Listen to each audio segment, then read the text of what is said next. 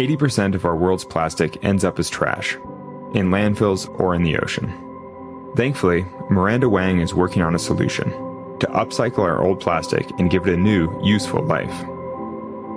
Hear her amazing story on Planet Visionaries, a new podcast from Rolex and the Washington Post, hosted by me, Alex Honnold. You can find it wherever you get your podcasts.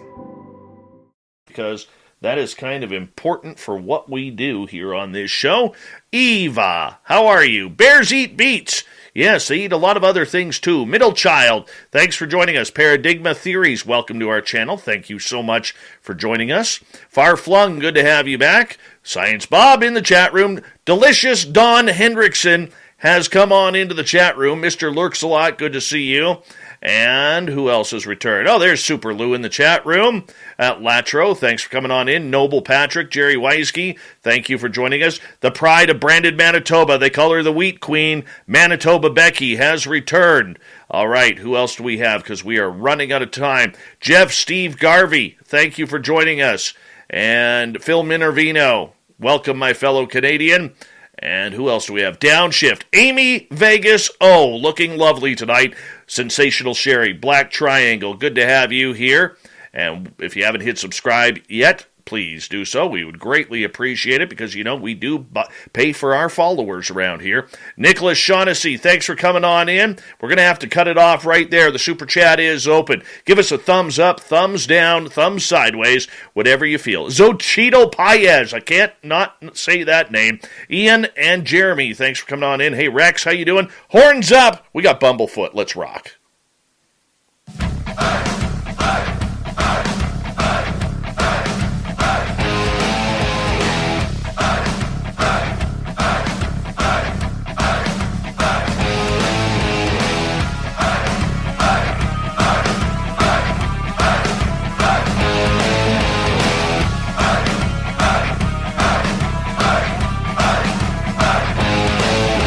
From the mountains of central British Columbia to you listening around the world, this, my friends, is Spaced Out Radio.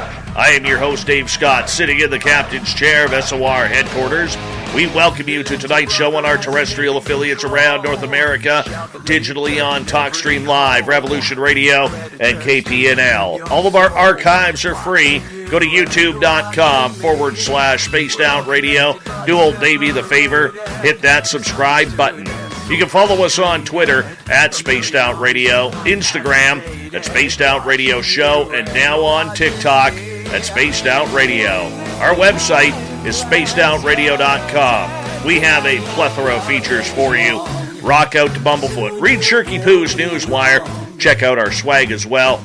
Tonight's show is brought to you by Chive Charities. Help make the world 10% happier by visiting Chive Charities today.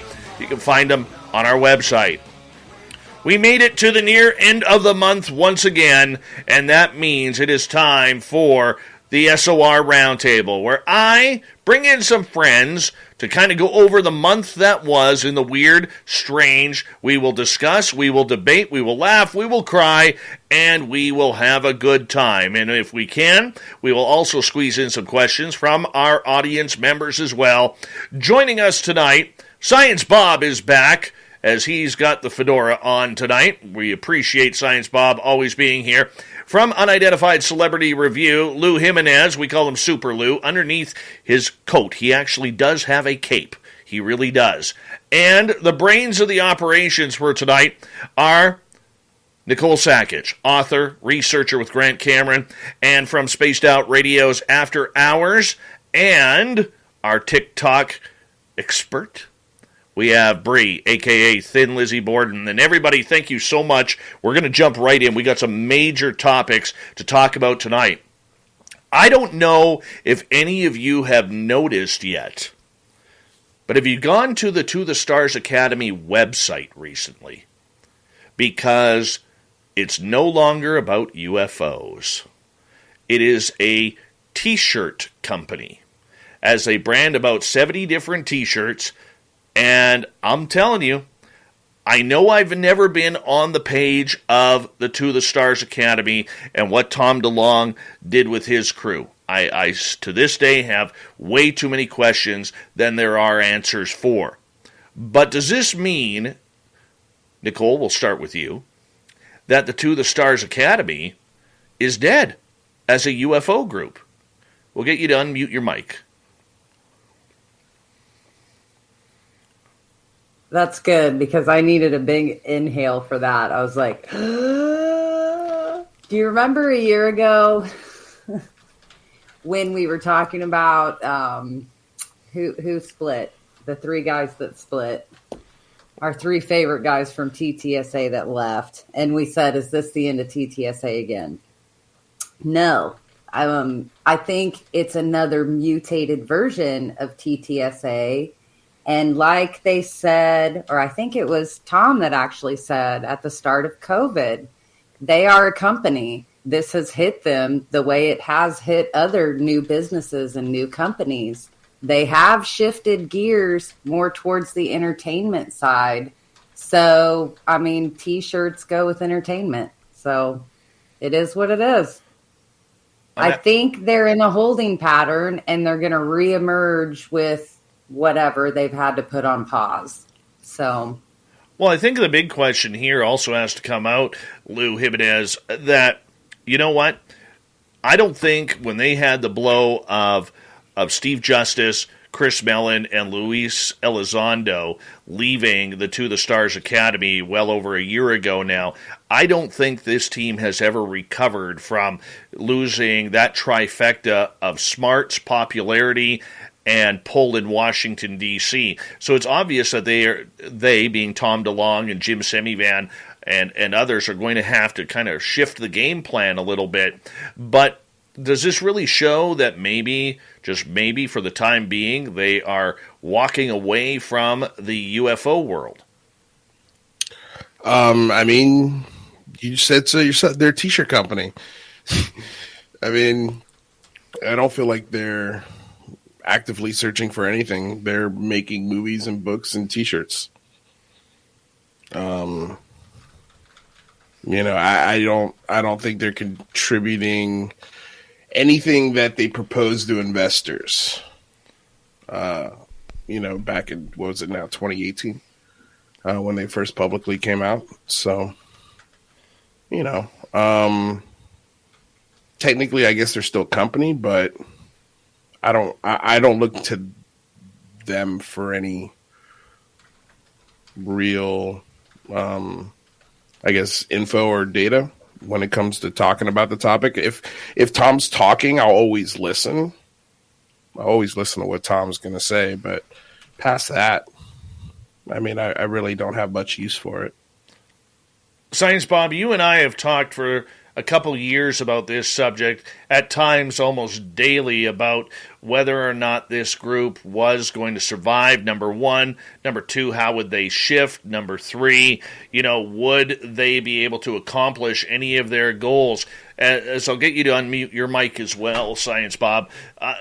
Is this a surprise to you or anyone else that, the website about UFOs and trying to bring disclosure and technology to the world is over, or at least looks to be? Your final revelation in my visit there is pretty surprising. Go look at the bottom of the page. It's nothing but the symbols for the credit cards or PayPal that you can use to buy the merchandise they're hawking on the site. It's not about UFOs anymore. It's not about disclosure. If you listen to Tom DeLonge, he believes they've succeeded, and it's time to move on. So they still have an impressive collection of people in the board of directors and right below the board of directors on the webpage. I mean, some of these are really, really big names in government circles. So they're not dead, but they're certainly not the leading light. And I agree with your analysis and I wrote them off when Mellon and Elizondo and Justice left. And I think there were others, but those are the big three that left. I wrote them off as having anything major to do with UAPs. It's secret machines and angels and airwaves and T-shirts. But, I mean, how do they survive, Bob? how do they survive with doing this? I mean, they bit off way more they could chew. And if I'm somebody looking at these stocks, whether I put in $200 as the original stock for one stock, or if I put in $10,000 like some people had and more, I mean, I just pissed away a lot of money, man. Well, the company hasn't folded yet, so my shares are still there, sitting there, dwindling down to zero. But we'll just, we'll see. I mean, I don't expect ever to see a nickel. Thin Lizzy, we'll bring you in here because we got to get you all warmed up and fired up in front of the microphone when you make your debut this weekend with the After Hours show, and I'm pretty happy about that. Thank you for joining that team. But what do you think about all this? I think it's interesting, but he is a musician. That's what they do. They sell T-shirts. He's reverting back to his, band days. But I don't know if he's putting in the towel, or if it's just rebranding. So that way, that name will be only used for, products. So it's interesting. I'm, going to be looking for more information later on. I look at you as kind of this younger breed of ufologist and person who is following the phenomena, Liz. And when I look at it, I mean, your generation, much more than mine or Bob's or anyone else's, really builds off of hype. You guys, I think in general, we all as human beings love bright, shiny new things, but your generation really seems to jump on the case of that.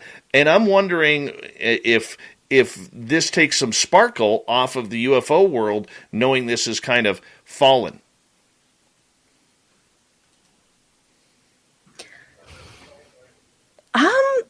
I guess I'm not sure about that.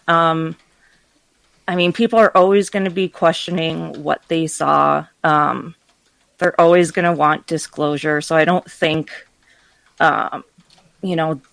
them switching to just merchandise is going to take the interest away from the field, from, the newer generation. All right. Thomas Fessler joining us late tonight. What are you doing late, man? What are you doing late? Oh, you go through 2 hours of a long show right before this starts. You're talking about a topic that has not been talked about enough, and trying to bring it to the audience's attention and the attention of the community. And then you get wrapped up in that same conversation after it's done, and you realize, oh, you didn't have Alexa set to remind you to come on Dave's show. And it's just like, that's okay. Cow. That's okay. We're talking about the To the Stars Academy. I don't know if you've checked out their website as of today. Oh, yeah. Where it's gone. It's over. Are you looking at this as, somebody with Disclosure Tonight, looking at this as this is the end as we know it as a UFO TTSA? I see it as something that's going to stop a horrible financial bleed for Tom DeLonge. It's something that he's been personally carrying along for a long period of time. If you look at the financial statements coming from the company, he was putting, money after more coming into the organization just to keep it up and running. So from that perspective, it's a good thing. Now, there are some properties or different things there that he may be able to benefit of long term. And don't forget, while the day-to-day overall operations of the company may cease, the different projects that they have up and going with the Army in their lab over in Michigan to go ahead and try and determine what is up with these materials, with these metamaterials from the crash craft, there's an opportunity for him to try and recoup for the money that he was brought in. But you know what? I feel bad for the guy because he's personally been so invested in this. And however it got set up, man, he's been paying the bills, and good for him. All right. Lou, I want to bring you back in here for a quick second. I want to continue with this topic for a little bit. Where did this go wrong? Because they were the apple of the disclosure movement and UFO Twitter's eyes for so long, from their inception right until the group broke off. Where did this go wrong for you? I don't know if at any point. I mean, for me, I didn't invest any money in it, so I don't think I could be that angry. That at least they tried, from my point of view. But I think from looking from the outside of it, looking in, I'd say they probably went wrong on trying to. It seems like they were trying to build a movie studio and a publishing company and a t-shirt company before they were trying to do any sort of research or development of technology like they promised. I mean, all of which, either route you go, it's super expensive, but trying to start your own media company, man, you're talking like you would need billions and billions of dollars to do something like that on a level that people are going to, really understand or like be into. For example, like he's making a film, I think it's called The Monsters of California. It's low budget. You need, if you're going to do a movie about something like this, I don't know, that's going to be as impactful, say like The Matrix or something. You're going to need a bigger budget than, what the Monsters of California had. He was almost trying to create properties that other people would bring to fruition. They were going ahead and trying to create, whether they may have had something in production, but they were actually looking at some of the stuff they were trying to do from the entertainment aspect to try and finance some of the bigger things that they were trying to do in research to try and move forward the exploration, the science part of it. I think it's part of it is Tom DeLonge is really good at writing songs. He's not good at writing books and scripts. Yeah, he wasn't the greatest CEO. And when it comes down to any corporation that's going to fail, you have to look at the leadership. What did they do? What they didn't do? And kind of along the time when we had the elections going on, the last round, maybe his time could have been better spent trying to promote and trying to get things going with the overall organization and the goals of TTSA and spending a lot of that time spewing negativity against the election. All right. Science Bob, I want to bring you in here for a quick second because this was my next question. I would like to comment on that. So, look, everybody involved with TTSA were all in on Hillary Clinton winning in 2016. That is true. They were all in. And when that failed, I went, they're in trouble. And then shortly after that, after Trump was elected and installed, Gary Nolan left. And Hal Puthoff pulled back. And people just went quiet, dark, left the advisory board. I thought they were in trouble at the inauguration in January of 2017. I went because their entire plan went down the tubes. But she had guaranteed them that she was going to bring stuff out. So there you go. Bring us in, Nicole. All right, what were you going to ask? I was just going to point out, though, since we're going to throw in just a little bit of like the side politics with this, though, like if we're going to pull out that card, though, then we have to acknowledge the other group in the shadows that has been calling this a cash grab the whole time. And that it's like a sort of just like these shell companies we hear that they're started for a purpose to gain whatever they need to gain. And then once it's served its purpose, poof, they're gone. Except it's hard to be a cash grab. They thought they were going to raise $50 million, and they only raised $6 million, and they were burning cash. They were burning cash. All right, they never had any cash. Let's let Nicole speak. Look at the monetization of the popularity of getting the word out as the cash grab. Look at how they elevated this into the public eye. Was that the cash grab? Well, I want to get to something else here because there's something else important here, Science Bob, I want to discuss with you, and this leads to Sparky's question here in the chat room, which is about the metamaterials and the deal with the Army. How does this play out? Like right now, nothing would change because TTSA is still a company, but I mean, this, in my opinion, really puts those metamaterials back into secrecy into the hands of the military. Well, so the terms of the contract with the U.S. Army doesn't allow all of that to happen just the way you said that. So, but remember, the Army put up no money, so someone else had to put up the money, and the cooperative arrangement that they had with the Army was they could use the Army's labs to do material studies. So the terms of the contract were several years. I don't remember how many, but I don't believe the period of performance for the contract is over. So it's still in force until the contract ends or TTS ceases to exist. TTSA ceases to exist. So I think it's in idle. I think some of the materials were tested and they were disappointed. Nicole, I think it's okay though, right? Because there's a ton of other materials outside of just what was given through that CRADA agreement. So, well, I mean, look, Tom Fessler had the Gary Nolan on, which was a coup, by the way, Tom. Well, I had the ability to share a video. It wasn't an exact interview with Nolan, but I went through an interview that was freaking the questions that were asked by Marwa were amazing. And some, she's an unknown from the overall UFO community, but the way she got Gary to talk about the answers and everything, holy cow! Talk about a win-win for humanity. Oh yeah, it was great. But I would tell you, Nolan's been uniformly negative on the materials. Uniformly.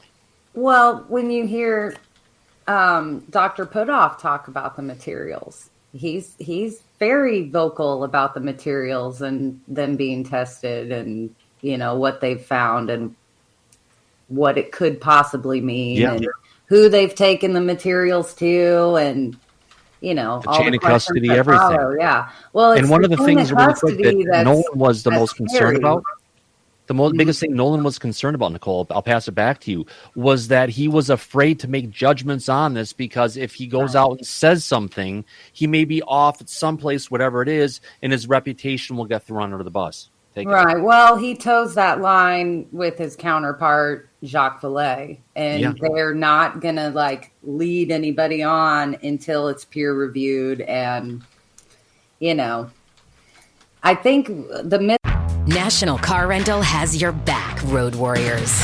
Because we know you want to get back to going your speed. You're hitting the road. And National's helping you get there with the confidence of our complete clean pledge. So get back to skipping the counter without missing a beat. Back to choosing any car in the aisle. And back to being the boss of you. National Car Rental. Go like a pro. Subject to availability and other restrictions. Requires enrollment in the complimentary Emerald Club. Know what's nice? You could drive to Whataburger right now, if you wanted to. Yeah, you could hang a Louie, talk to Reggie at the counter, and get a freshly made 100% beef double meat Whataburger with melted cheese and fresh cut veggies on a 5-inch bun. It's just the delicious freedom you have living in the land where there's Whataburger. Of course, some people aren't in that land. Wonder what they're doing right now. Probably thinking about a road trip. Whataburger, just like you like it.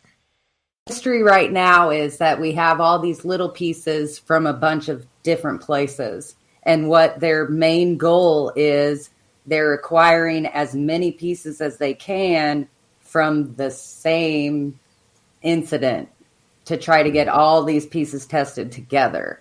But I could be wrong. That's me kind of speculating. But Nolan said now that we can work with the government and we can get samples from them. You could see the excitement and enthusiasm in his face about, wow, I get more stuff that I can test and put through this. And maybe all that stuff that I'm having to do over here, my regular job, I don't have to do anymore. And I can focus just doing on what my passion is. That's what I loved. The materials and other things being reverse engineered and so forth in the NDAA, which is not yet funded, is a really big deal.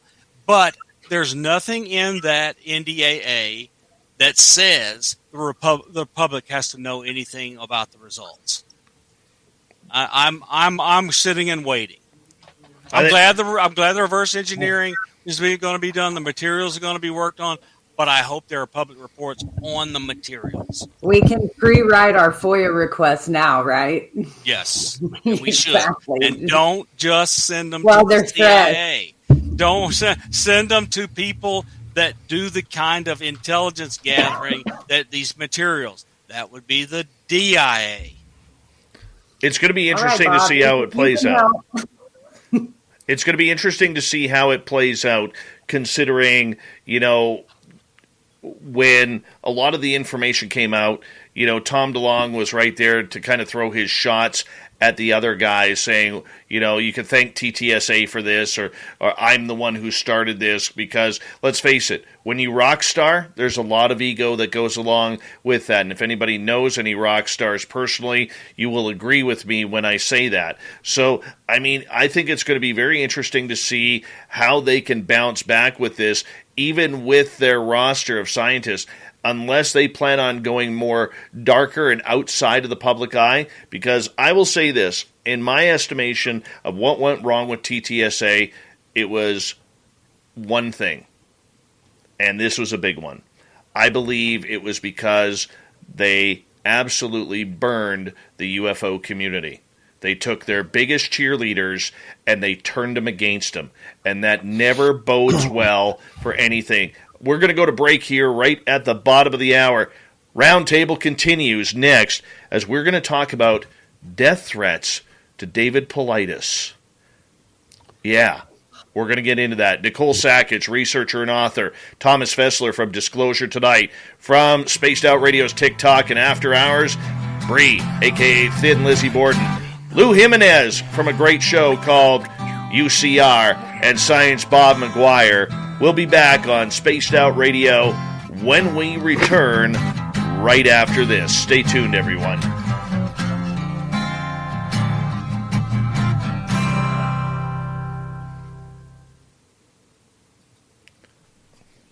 And I will give everybody a little taste here on something that I found out yesterday and nobody knows.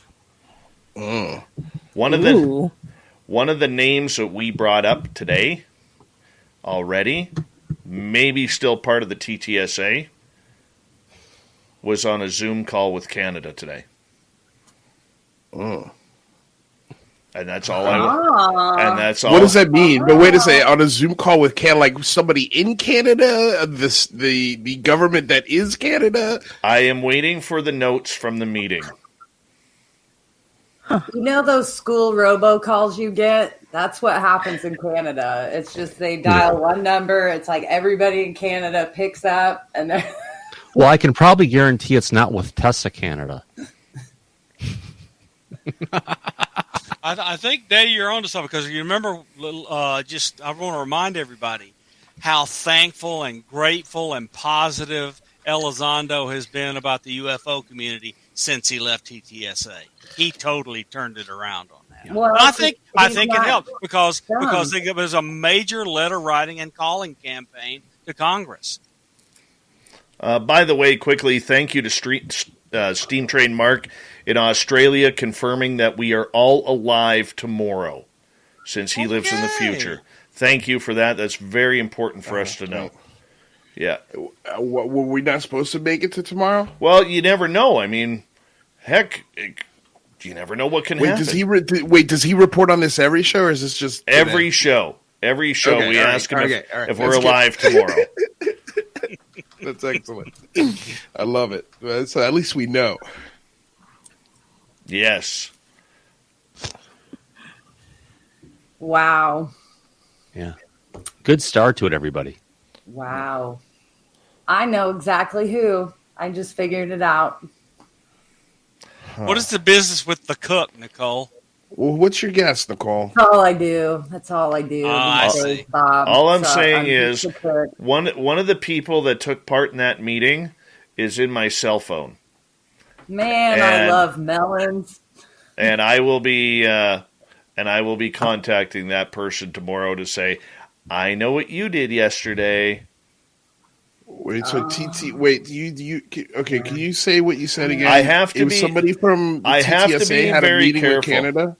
I have to be very, very careful with what I say, because I was told in confidence that there was a meeting today, and there are certain people who we just talked about, well, a certain person that we just talked about who was attending a meeting to have a discussion, shall we say.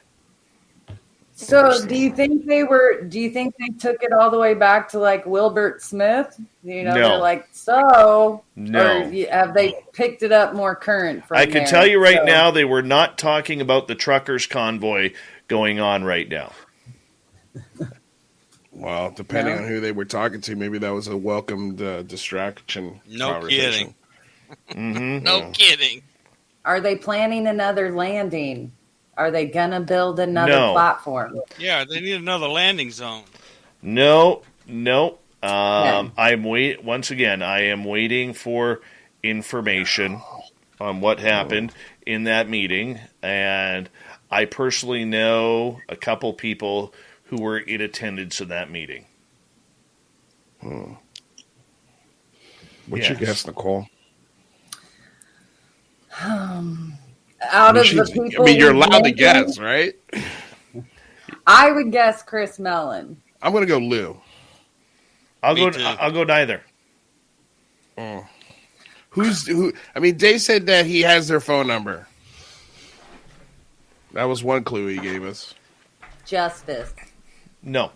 is my number 2. No. Steve Justice? Well, out of all the people that have been involved with TTSA, Gotta be Dave, have Mellon. you ever been with Tom DeLong? No. But Okay, then I I'd say did. it's Lou. I did buy the album. Take Off Your Pants and Jacket. Of the people I know that you've interviewed, out of all the different people involved with TTSA, the only one who's out there, I've which would never- be really surprising, He is didn't Lou. say interviewed. He said in his phone. I know, but someone he would have interviewed would have been in his phone. Let's just say. Not necessarily. Let's just say that we got 30 seconds left before we have to go on air. And I want to say a big thank you to Nicola, Obi, Tim, Flash Forward, Sparky, and Daryl for the amazing super chats. It's a wonderful way to support what we do on this show on a nightly basis. And I'm very thrilled to have all of you guys here tonight for an amazing panel. And we're going to continue here in about 3 seconds. So stay tuned. Here we go.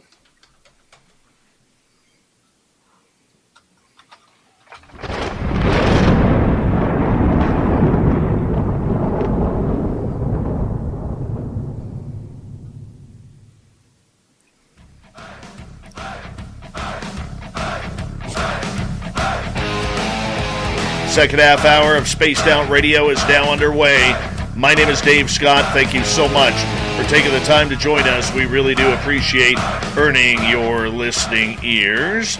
Want to remind you that if you've missed portions of this show or others, check out our free archives and go to youtube.com/Spaced Out Radio. Do me the favor, hit that subscribe button. Our website, spacedoutradio.com. We have a plethora of features for you.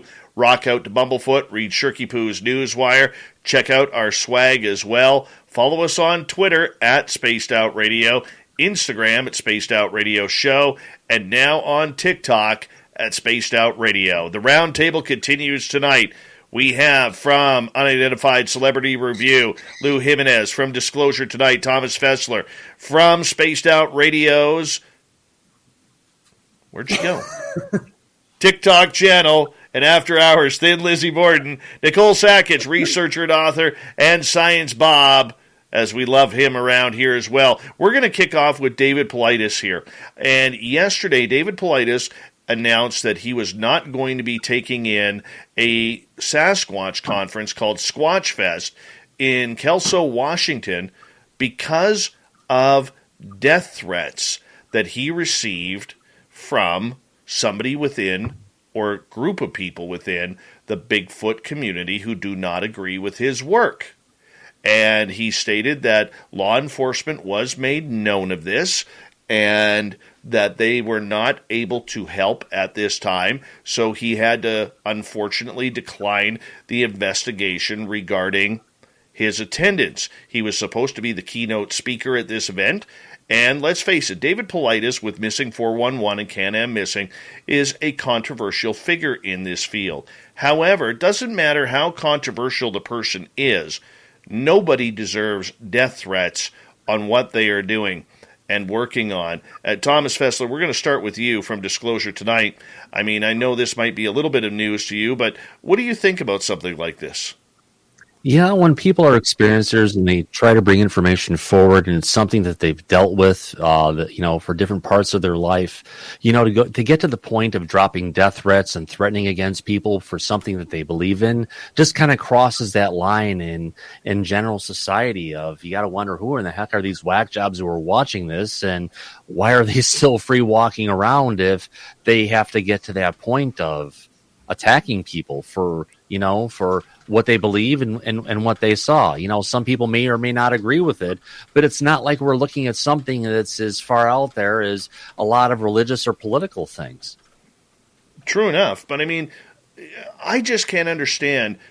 And this seems to really show the immaturity of many in this field. And it doesn't matter whether it's UFOs. We've seen some nasty things happen in the UFO world.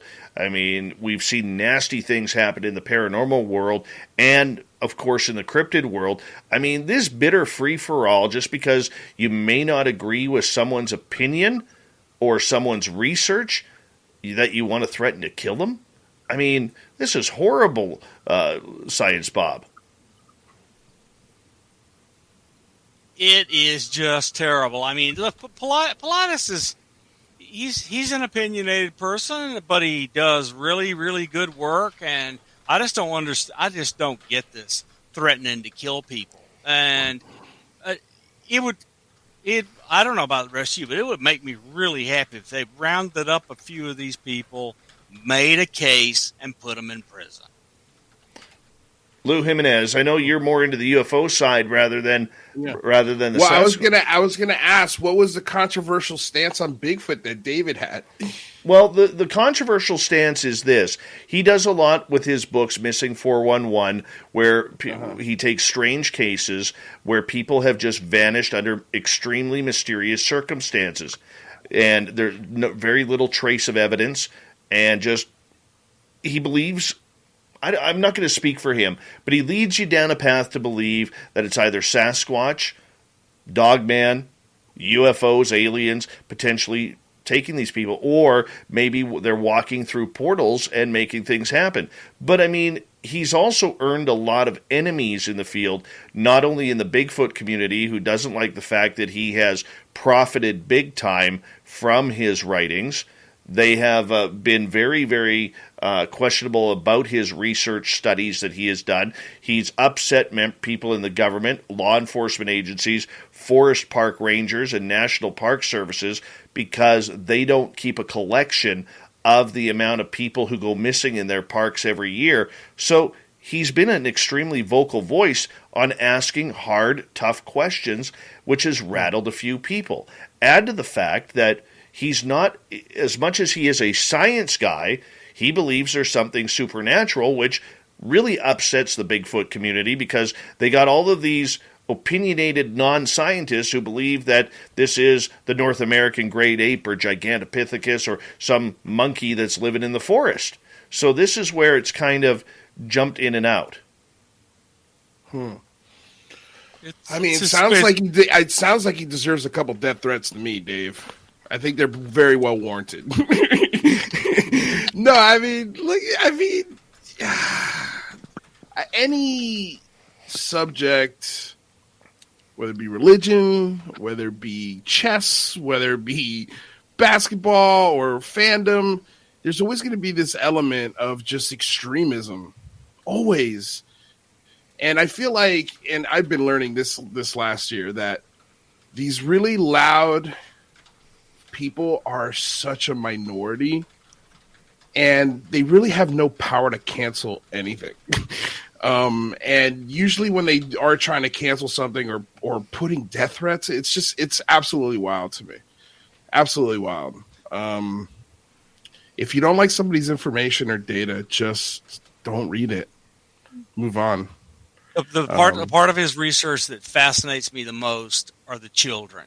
The ones where 2 and 3, 4-year-olds all of a sudden disappear. Some of them are found dead, but some of them are found an impossible number of miles and over impossible terrain in impossible conditions where they should have died after 30 minutes, but they've gone 20 miles over a day. You see, that's something strange. I've seen those films, and I'll be honest with you. I feel like the children are the easiest ones to explain. I think you get a bird of prey like an eagle. You ever see how big an eagle can get? Oh yeah, they're enormous. For something to swoop down and just pick a 10 or 15 pound kid up, it'd be nothing for an eagle. That's true with the following exception: the number of pounds per inch of pressure from the talons of any of these kind of raptors would leave marks on the children that are not there. No, that's true. I mean, I think the adults are a little more difficult to explain. They're harder. Those to me are a lot more difficult. But the children, I mean, like, I don't know. I feel like, I don't know. I'm not an expert on this, so I've only seen his films. I haven't read his books, but it seems like some of these might be explainable by just normal predators, but some of them are absolutely just weird. He has a wide range. Some are just like so weird you can't think of a reason. And then some of them are, this might have a prosaic explanation. Did you guys see that movie? I think it was on Amazon about this award-winning journalist who started researching this Bigfoot story in Northern California, and it ended up being the main story took place around a weed ranch, a marijuana ranch. See that. Oh my God, it's so good. So good. It's so good. Highly recommended. I mean, I went into it going, okay, maybe it's a Bigfoot movie. Who knows? Maybe this now find out what's up with Bigfoot. Yeah, and then it ends up being like this awesome murder mystery. It's really good. Any fool that goes to a hidden ranch with marijuana on it in California deserves whatever they get. Oh boy, that's called half of British Columbia. Stay away. But the bigger picture here, guys, is this. And Nicole, I want to bring you in on this. Is the fact that when you are dealing with the community like we are with the supernatural, paranormal communities, where there are no governing laws, no governing bodies, no rule books, no nothing for anybody, this is where it is out of control. It's archaic at times. And anarchic as well. So I'm curious, is there ever going to be a day, you think, where we're going to be able to maybe try and clean something up, or somebody's going to try and start, and it sounds so stupid to say, I know this, but that there is going to be some sort of guidelines for people to follow regarding this? Yeah, get us some real evidence. Get us something that shows that these things are out there and there's definitive proof. I mean, hey, if we're getting chunks of UFOs that we're able to take the metamaterials and start analyzing and getting it there, Bigfoot's been around a lot longer potentially, or the same amount of time. If we can get some real stuff out there to start pushing this narrative forward, that's what we need. Nicole, you sounded a little masculine there for a second. No, he was reading my mind, so... My mind, his mouth. I agree with that, and I do think it'll take more evidence. But at the same time, I think in this community, we recognize that it's like we're all leveling up. It's like with ufology, we're realizing it's the consciousness connection. It's more than just nuts and bolts. And I think that's kind of what's going on in this Bigfoot cryptid world. And I think that's where maybe some of this angst comes from these two camps. You have the polites out there that are trying to link more of the phenomenon with Bigfoot, just like in ufology. And so when we have these camps like kind of standing off with each other, like what was the Bigfoot group that we found out that is like leaving out the high strangeness? The BFRO. Their cases. So, I mean, that's clear and apparent right there. They do not want to entertain, this woo. Well, sorry, we're going to have to force feed it down their throats. And sooner or later, they'll swallow it. Like, that's just how the machine works. Like 40 years from now, we're all going to be like, can you ever believe they didn't think consciousness was related to UFOs? Like, we're just not there yet, but we're getting there. We all have to do our jobs. And I don't know, like one man's death threat would be another woman's like slut shaming. Like the nasties in this field are 80% of our world's plastic ends up as trash, in landfills or in the ocean. Thankfully, Miranda Wang is working on a solution to upcycle our old plastic and give it a new, useful life. Hear her amazing story on Planet Visionaries, a new podcast from Rolex and the Washington Post, hosted by me, Alex Honnold. You can find it wherever you get your podcasts. At Eckrich, we don't just believe in crafting the finest smoked sausage and deli meats in America. We believe in doing whatever it is you want to do. Treading your own path. Seeing the world. Doing what feels right. And getting creative by skipping the recipe.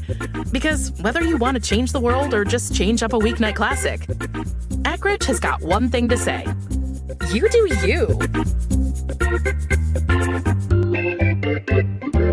nasty. And yeah, it's our job to ignore them and forge ahead. So I don't know, get some body armor and go at it. I mean, he's not afraid of Bigfoot, but he's afraid of some, whack job giving death threats. Like, go to that conference and own it.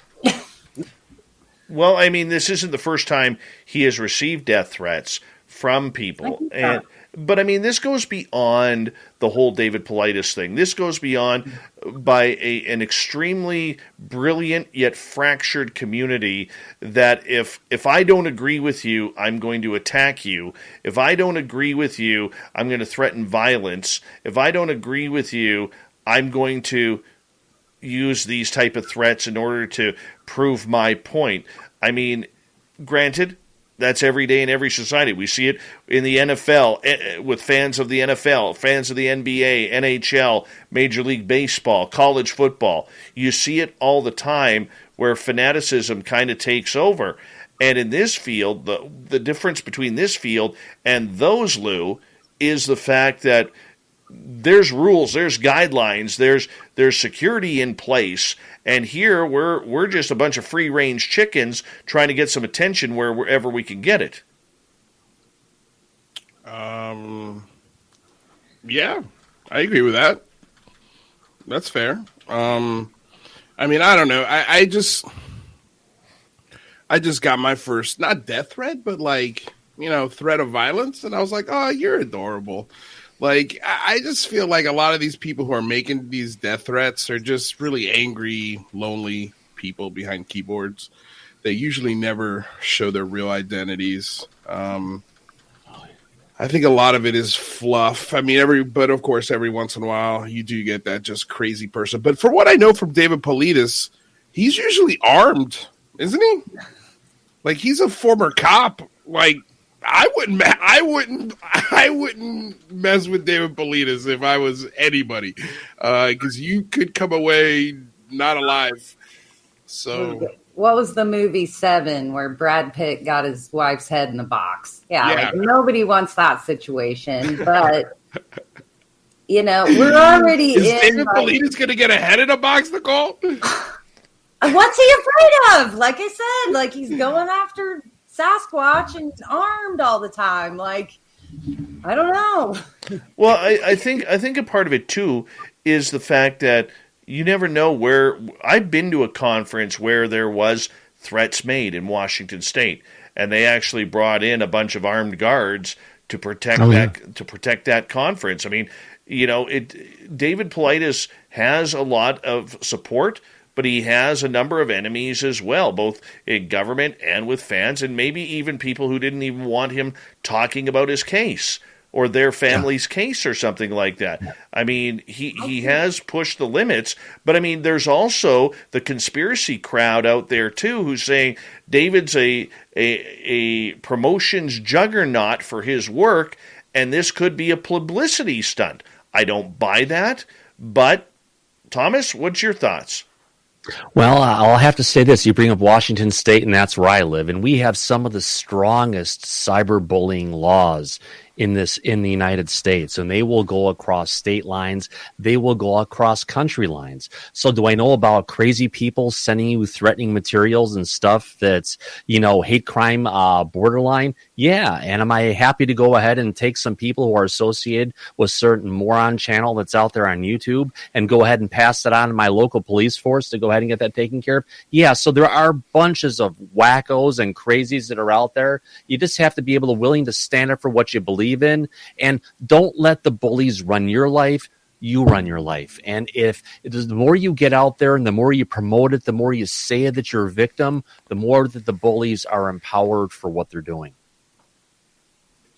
I keep having these flashes of conferences from 30 and 40 years ago that we catch little home video glimpses of, that one where Phil Schneider's up there yelling and holding up his fingers, and you hear people yelling all the way from across the auditorium. They're like, "Ah!" It's have you guys been to a conference like that in the last 5 years? I've never been to a crazy conference like that. There was a little incident when I was at UFOCon 2022, and I think Science Bob and I were actually having lunch at this time when it happened, when Carrie Cassidy went absolutely bat crazy on Paul Hynek. I was at the table with Paul. Oh, Carrie. Yeah. And that was when Paul was having his speech up on the stage and talking about his dad's work, J. Allen Hynek.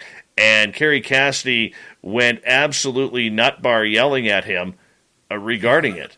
And to the point where she was actually asked to escorted out of the conference. It got that bad. I'm going to have to ask Paul that one. Thanks for that story, Tim. Holy cow. Yeah. I don't know. You hear about people getting ejected or not allowed back, think they're on a list. They can't come ever again. But it's usually some person in the crowd, not somebody part of the conference. Oh. Well, I mean, this is a lady who said that even though there was no satellite footage, that 250,000 Chinese army soldiers were lined up on the Canadian border ready to, invade the United States. So, bringing up Carrie, you can't forget the captain. Well, that goes along with it. Some alternate dimension they are, and she's just a little confused. So Captain's Venusian, though. He's important. Well, explain that to our radio audience who may not understand, because even me, I don't even follow a word that she says. Science Bob, not going there. But she does have a lot of people who love her, and she does say a bunch of different things in different areas. Some areas she's kind of in there really well. She knows some really good people and has been involved in some different, Carmen Bolter, who's been one of the top, if you want to call it Egyptologists, going and researching some amazing sites over in Turkey. And now she's been going and working with, the research for Atlantis, which is a much older civilization. So there may be some areas where she's kind of off to the side, but some other areas where she's kind of in there. And it just depends on the information. Aren't we all like that, though? I mean, come on. I like the Palladian rabbit holes that I travel in, and not everybody can swallow the Palladian pill, but you know what I mean? It's just stuff like that. We gotta all get along. I was what Lou's whole show was about. What was your big telethon? It was hours and hours and hours of love and coming together, right?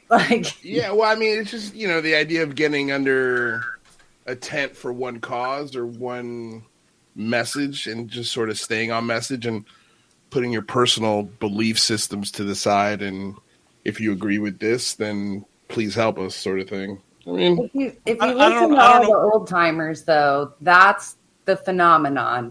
Just when you think you have it figured out, it woo slaps you into something else. Nobody has the answers. Nobody can give you the definitive answer we all want. But can we get when we're together? Give E.T. a chance. We need to all come together to make it happen. Honestly, though, what if it was truly that simple? Just love each other, guys. Come together. If we just come together in love, we're going to get all the answers. I know, but It's we're just talking so about hard. we're I talking can't about love humans. We're everybody. talking about humans here. You know, I like, know. and some humans are just pretty nasty to each other. I mean, we're already. I mean, we're a tribal species. But you got to look at it, though, Lou, really. This is the first time we've actually had bipartisan, without an issue, going for the NDAA 2022 approval. And when you had those changes, went through the House and they went through the Senate, bipartisan, both sides said unanimously, let's move this forward with these changes. When's the last time you heard that happening in a government without a fight? Never. Here's a chance to bring us together. Bob. It's the only topic, one of the few topics that both sides of the House voted on, and unanimously. I think there was only one congressman that didn't vote for it. Do you think that our government's trying to get ahead of this, though, in lieu of what our community or aspects of our community are trying to like push before the United Nations? I mean, I feel like there's part of it is, yeah. I mean, I think things like the Galileo Project, UAPX, ICER, and, you know, all of these different independent groups that are looking at this scientifically and trying to raise money and get legitimate science to look at it and take it seriously and not attach belief systems to it. And I think that is putting pressure a little bit, partly on the security apparatuses within the government, saying, hey, look, it's either going to be an independent science group that shares this with the world, or it could be us. And I think if I was the government, as if it's one thing and it's not so many moving parts, there's so many different things that go into the government. So to paint it with a broad brush is irresponsible. But if the government could realize that they could win a lot of trust if they're the first to the table with this, if they're the first ones to say, okay, look, the last 70 years have been an absolute show, you know, a very crap fest. Here's what we know. This is the new generation of people coming in. And that's what Avril Haines has been pushing for, Lou. She's been trying to get the overclassification, the putting stuff as, if you want to call it national security, national secrets. We've been classifying too much, and we've lost faith in it, Dave. All right. Stay right there, panel. We're heating up. It's feeling good. We're going from second gear to third. Hour number 2 of Spaced Out Radio. And we're going to get into Jacques Vallée joining the Galileo Project next on the mighty SOR.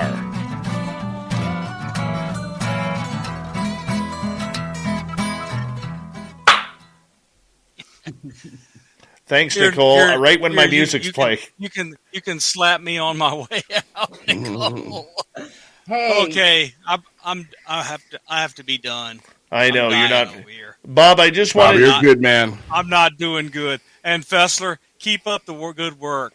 You're really starting to hit it. I mean, some great interviews. Bobby, can you? I hate to ask, Bob, I got one question before you leave. Yeah. Have you ever visited Star City? Yes, I visited Star City. Awesome. We're going to talk about it later if you can. Bob, is there a way that you can stick around for one segment? Because I wrote one in specifically for you. Sure. Okay. Sure. I'll stay around for one segment. One segment. And we'll... what you got to do is Jacques Vallée when you come back and then go do that one. Well, no, Jacques Vallée is going to be a little bit longer than you got. No, I mean, Vallée's been telling us to look at things differently for his entire life. Yes. Just so you know, since he wrote Passport to Magonia. Lizzie is having some internet troubles at home. That's why she keeps dropping in and out. She is working on it right now. And no, the topic I wanted to get into with Bob was about Fitbits. Are we missing something here? Sure. So that's the reason why I wrote that one specifically for you tonight. And that's, no, let's do it. Let's do it. Yeah. I need to get one. It's not only Fitbits. There's all sorts of devices that are for personal use that we should be using. Well, we'll get into that when we come back. And we're going to make controversial remarks about MUFON. Are we? Oh, no. Oh, yes. Okay. Oh boy, cool. I saw NK just got her MUFON field investigators certification. I was all excited. I told her she could be the state president next. Is that what they call him? State director.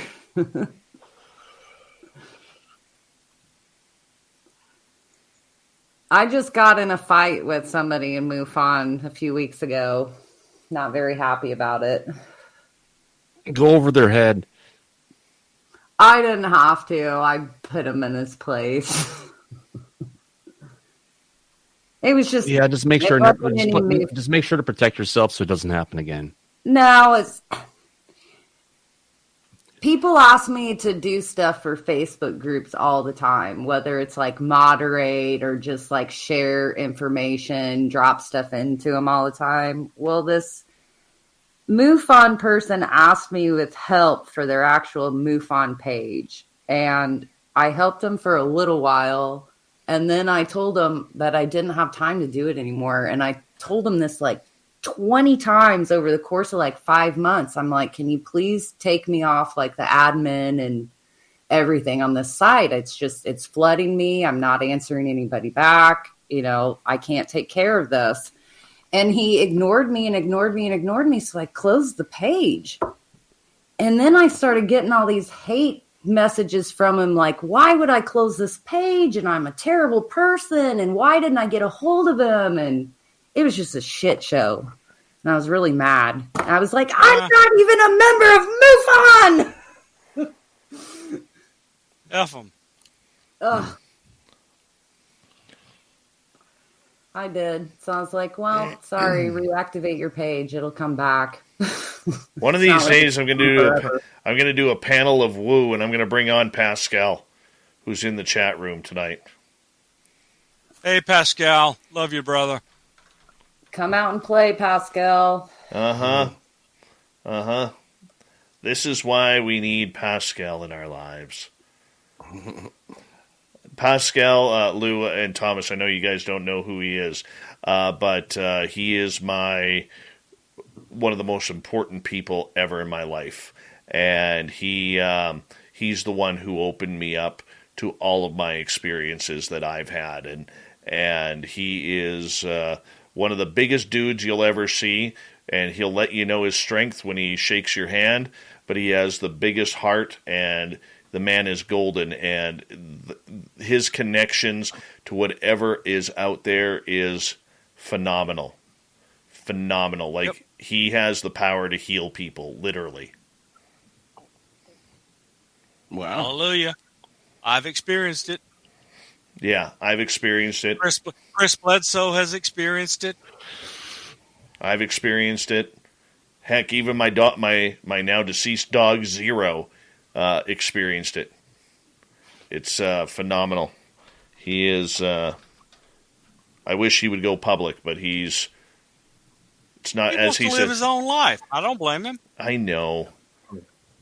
Yeah, look. That's got to be such a strange gift.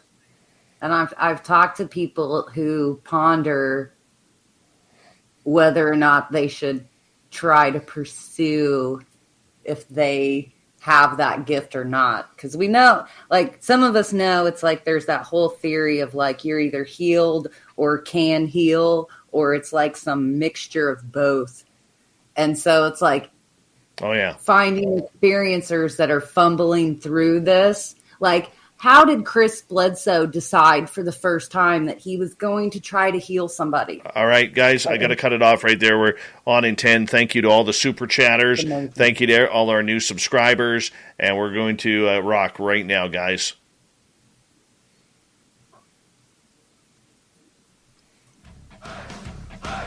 You're listening to Spaced Out Radio with Dave Scott. Follow Dave on Twitter at Spaced Out Radio. And on Facebook, Spaced Out Radio Show. Here we go with the second hour of Spaced Out Radio tonight. It's the Round Table, and we're having a great night. And thank you all for joining us. We really do appreciate it, especially if you're listening in on our terrestrial affiliates around North America and digitally on TalkStream Live, Revolution Radio, and KPNL. All of our archives are free. Go to youtube.com/Spaced Out Radio. Just do old Davey the favor. Hit that subscribe button. The Desert Clam has set the password for tonight in the SOR Space Travelers Club. Hubbalobble. Hubbalobble is your password. Use it wisely, Space Travelers, as the Clam sets the password each and every night right here on Spaced Out Radio. Our website is spacedoutradio.com. We have a plethora of features for you. Rock out to Bumblefoot, read Shirky Poo's Newswire. Check out our swag as well. Follow us on Twitter at Spaced Out Radio, Instagram at Spaced Out Radio Show, and on TikTok at Spaced Out Radio. We continue on with the round table tonight. We have Science Bob McGuire for another segment. We have Lou Jimenez from the Unidentified Celebrity Review. Thomas Fessler from Disclosure Tonight. Nicole Sakic is here, researcher and author. And Thin Lizzie Borden, she's trying to figure out her internet connection. Hopefully she'll be able to rejoin us here in just a little bit. And Bob, I want to get into this with you because you and I had an experience about a number of months ago, and you noticed missing time on your Fitbit. And no. What I noticed was during the period you said we were having an experience, I thought I was asleep, and my Fitbit said I was wide awake and moving around. Yes, that's what I meant. Thank you, and I misspoke there for a quick second. But Jonathan Davies, who's a good friend of this show as well, and I know he's in our chat room tonight, he actually put it out on Twitter if any other experiencers have experienced the same thing, Bob, where they believe they have been asleep or having a dream, yet their Fitbit says they have been awake. And because this kind of affects you, I want to start off with you on this one. Could the Fitbit or other types of objects or technology like that lead us to prove about ET contact and abduction? I believe that it can provide evidence. What we need is a large sample size so that we can do some statistically significant work. And as you know, because the story's been told for ages, MUFON outfitted known experiences with gear to measure all sorts of things so that there would be data gathered while they were having experiences. And James Campion went on Erica's show and let the cat out of the bag. That data has never been opened and looked at. So, I mean, it's just kind of one of these criminal cases where this is just ridiculous. The real question is Bob, who's had access to this data and who's it been sold to and who is it collected for? Okay, so it is 80% of our world's plastic ends up as trash, in landfills or in the ocean. Thankfully, Miranda Wang is working on a solution to upcycle our old plastic and give it a new, useful life. Hear her amazing story on Planet Visionaries, a new podcast from Rolex and the Washington Post, hosted by me, Alex Honnold. You can find it wherever you get your podcasts. Keeping your tech teams on top of the latest developments is a monumental challenge. That's why over 60% of Fortune 100 companies count on the O'Reilly Learning Platform. See for yourself what O'Reilly can do for your teams. Visit O'Reilly.com for a demo. Belief that Robert Bigelow signed a funding agreement with MUFON where he got all data. But to me, that means the data doesn't exist because Bigelow doesn't publish any of those kinds of results. But was it for the OSAP program? And if it was, it wouldn't be his property. It'd be property of OSAP. Different time. It was funded by someone different than the federal government. I believe Bigelow got the data. But what I know is MUFON never had anyone internal go look at the data. And I sure would like to do a statistical analysis. You believe that, though? Yeah, because people I trust told me. But why would they collect it and put it there but never look at it? I can't tell you why. I only know that's the situation. Does that sound right to you, Lou, even? No, it doesn't sound right to anything. But it just sounds weird. It sounds odd in the sense until you kind of realize that MUFON and like their field investigating and sighting report collecting is kind of a completely different entity from MUFON and what is now called the Experiencer Response Team, which has their roots back in Opus with Les Velez, who helped them start the ERT, or what was it called before? Experiencer Response Research Team, maybe? I don't know. But their help to experiencers, and Kathleen Martin, I think, championed that for many, many years and has just recently stepped down from it. But from what I also understand, though, the ERT has kind of gone through some reshuffling on who they can, or who is working for the ERT and who does like field investigations. It's very different. I'm sure there are some crossovers, but I think this is like the classic pitfall with MUFON or any organization trying to do work like this. There's not enough volunteers. Yeah, but the problem with MUFON is if you want to be a part of the organization, you have to go through monetizing the people who are there to do the work for them versus finding other ways to bring in funding for it. So it almost makes you look at, so if I want to do stuff and be a part of this and give my time, I'm going to go ahead and have to write a check. Not necessarily. I mean, I have worked if you want to be an investigator, you have to buy their documentation.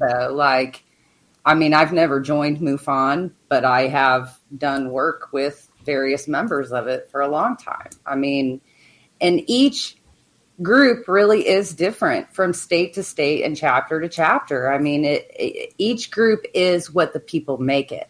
So, right. I mean, it's all fine and dandy if you just want to walk in and join some UFO club. Go join one. But if you want to do some serious business, you're going to have to do it yourself. Let's come back to Dave's original question. There are lots of devices that are inexpensive, that people can buy. They're wearables. There are all sorts of things you can keep in your home, etc., that would allow us to collect data. But again, can you get together enough people, volunteers or paid, who will write the necessary software and do the data collection and management of it to make sure that the data is trusted by people who can do science on it. As long as we had that, we could do something with it. But it's certainly possible now, unlike it's been impossible before without a lot of money. Let's get Lou Jimenez in here from Unidentified Celebrity Review. Lou, this is something where, we're all looking to try and get an upper hand. We see the military trying to get an upper hand with their radar systems, trying to figure out if they could track these Tic Tacs. We see potentially the idea that a Fitbit that people wear on their wrist at night could show, potentially, that they are awake when they should be sleeping. And the person remembers that they're sleeping. Is the technology, or shouldn't talk about the technology right now, is this maybe a breakthrough that we don't even know about yet because it hasn't been studied regarding the potentiality of finding out what's causing ET contact or when it's happening? I think I never thought of it, and I think it's a really interesting data point that, yeah, I think maybe could possibly be taken advantage of. The thing is like, I don't think the Fitbit or the iWatch will be able to tell if you're sleepwalking, or like it can't read your blood pressure yet, at least not the newest iWatches. Right, but they can pick up sudden changes in altitude, or they absolutely. But yeah, like Bob said, that stuff, you got to be careful that it's not faked and that the data is raw from the device. I think it's an interesting thing. I mean, why not? I mean, I've heard of watches stopping right at the moment of these events, and when they come back, either the watch is a few hours off or has just stopped working at the time that they had their experience. So Sure, why not? But I mean, I would also assume, it might be one of those things where anything electronic just gets completely messed with, and maybe the data gets corrupted. I mean, if this phenomena has the ability to, mess with radios and mess with electronics and vehicles while they're or even nuclear ordinances, who's to say they can't mess with an iWatch? Looking at this from an analytics standpoint, from a watch platform perspective, the people who own the platforms, not the people. We're talking Fitbit, we're talking Google, we're talking Samsung, we're talking Apple.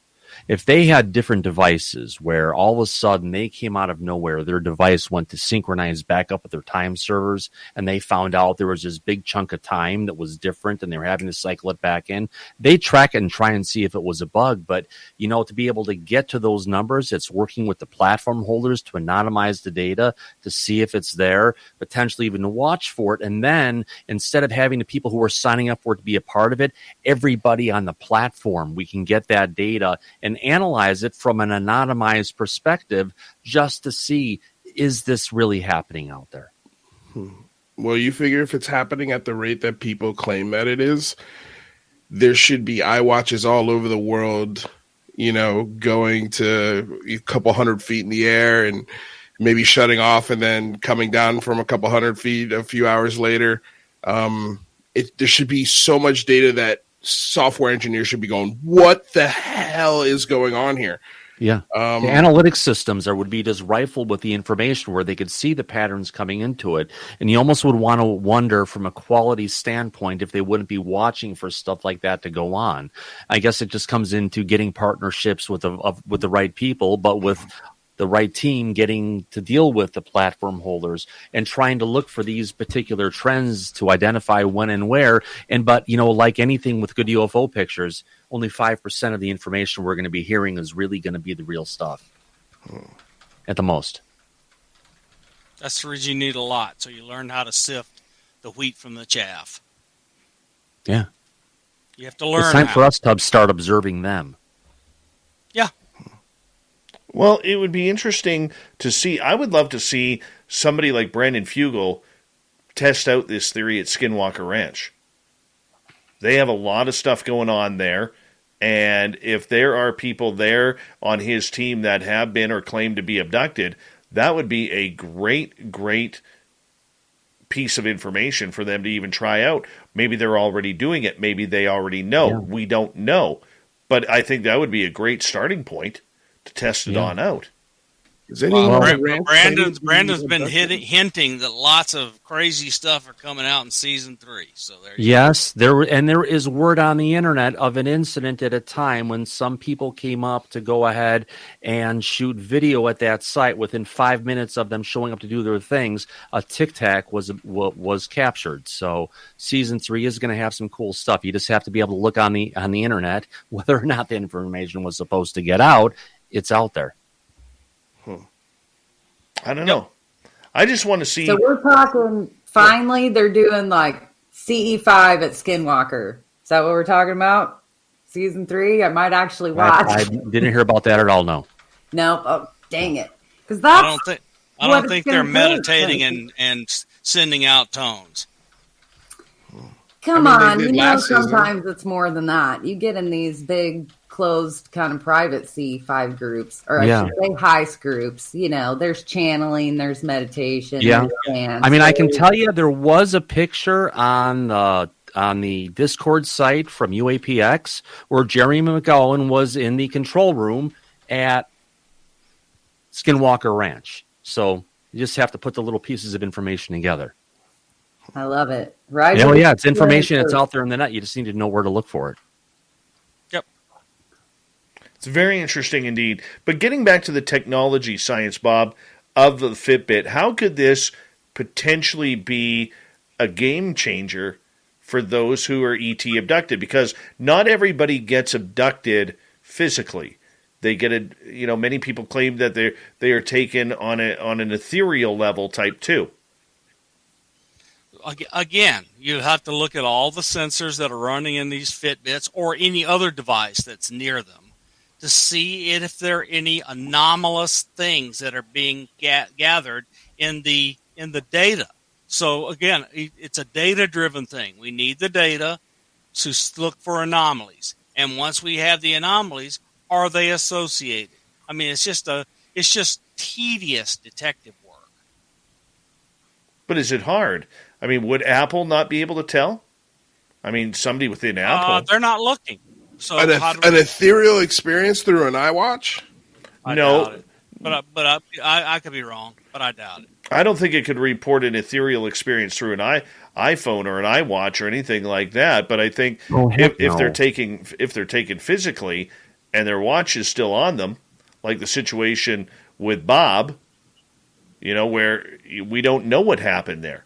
We really don't know. We have one dream and 90 minutes on a Fitbit.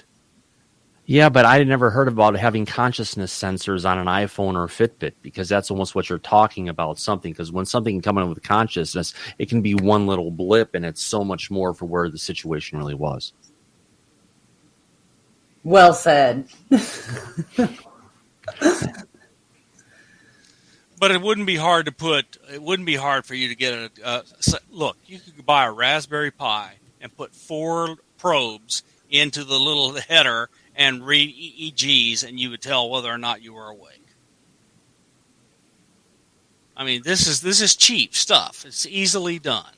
So it's just putting together people that are willing to put the time together to package it so it's easy to use. Anybody can do it and gather the data. I mean, we've got EEG sensors out there from Muse and other bands where you've got different ones you have to get on there, but they're all technology where you have to have it positioned in the right way for a certain level of connectivity. A lot of the times, you need to have a certain level of saline, different things in the sensors to get there. So it's not readily easily to get data. Yep. Well, I agree. We got 6 minutes left, and I'm going to change topics here, guys, because I think we beat that one up pretty good. But let's get right to the idea here of Jacques Vallée joining the Galileo project. Is this a win for Avi Loeb's team? Is it just another name to add to an impressive lineup where it's starting to look like a more credible To the Stars Academy? What are we looking at here, Bob? I do not believe Jacques Vallée is going to reveal all his secrets to the Galileo team. I believe that he is going to be on the advisory board and give them information, advice when needed. I don't think he has time to do the day-to-day science activities for Galileo. He's busy as he can be with all his investment and other activities in Silicon Valley. Interesting. Okay, so what does this mean, though, to having his presence in this group, the Galileo Project? There's no doubt in my mind he's going to go in there and he's going to tell them about all of these things he has personally gathered data on, the experiences he's had, and so forth, and then he could tell them that they need to pay attention to something other than asteroids coming from outside of the solar system. What do you think, Nicole? I think it's like we mentioned with TTSA and where they went wrong. The Galileo project knows they need our community's support. Otherwise, we're always going to be going, this is just like SETI. They're pointing, whatever in the sky, and they're looking out there, and not here. We already hear that. I've been saying it a lot. I go back and forth with Galileo. I love what they're doing. I think it needs to be done. But I do not think it aligns with the ufology, the phenomenon community. But I think they want our support, so they're hooking in all of our bigwigs, and we want them to, because we want some of them, whoever they are, scientists spinning out there, we want them in our community. We want them to take us seriously. We want them to make new science to push our field forward. So it's a give and take. Yep. I'm glad Vallée's on board because He's the grandfather of our community.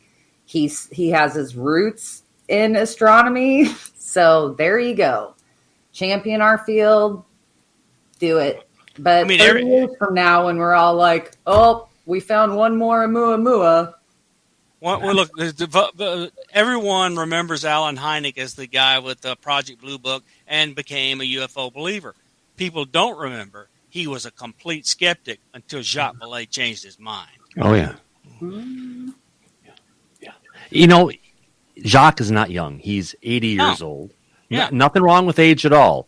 This is like his heyday, his time to come in, and he is all in on this. I would not doubt it at all. To take all the knowledge he has and to try and give whatever Galileo needs to succeed, to get there, to get the evidence, that needs to take all the information that he knows that he cannot just talk about because of the agreements and where he would end up if he did talking about it, did talk about the situation. So I believe it's Nicole said, it's like the granddaddy coming in. It's like, one of the fathers who came in there and said, no, they're not just necessarily from there. This is a much bigger related topic. They could be from other dimensions, other places. And it was just really trying to have that much more open perspective of the phenomenon that's taken granted for today, because back then, until he challenged the ETH theory, everyone's mindset was someplace else. And for NIDS and all the other places where Jacques was important, he signed non-disclosure agreements, and Bigelow owns all the data. Hey, Volume 5's coming. I know. Volume 5's coming. It's wait. being edited right now. Can't wait. He's giving up the goods. He knows. Yeah. Who keeps diaries like that? 10 years, God, 10 years after. 10 to 15 years after he gives up the goods. And everybody throws things about Bigelow, but the reality of this situation is, if you look at the operations he had, the different things that's gone on, he spent more money on the phenomenon and research and everything else many times over from what he was paid for the work he's done. People whine about the $22 million.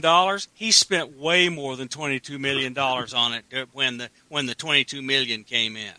Yeah. All that $22 million did was pay for the scientists to write. That's why he got the contracts, because the tooling was done, the facilities were put together to handle the kind of research that it called out.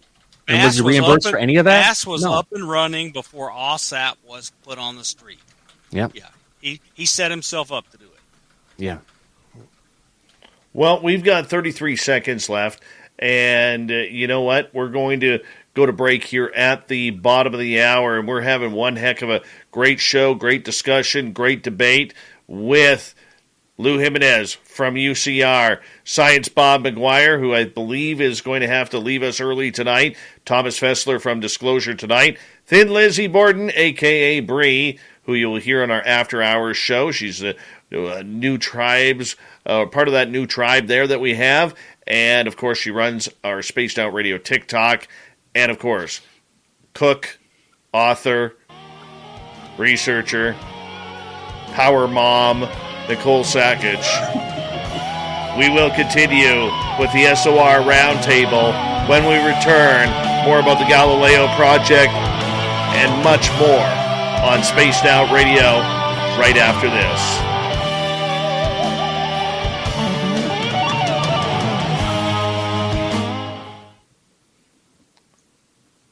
We're clear. It was fun, guys. It was fun, guys. But I gotta go. I am so worn out. I'm really about to nod off right here on my computer. Yeah. Great conversation, Bob. You're a champion, Bob. Good night. Science Bob, everyone. Oh, boy, he didn't even allow us to clap for him. What a jerk. No, I'm teasing. He's tired. Get out. Bye, losers. Yeah, bye, loser. Science Bob had some medical issues that he had to take care of this week. So the fact that he was able to join us for even a little bit, or half the show, that's pretty cool.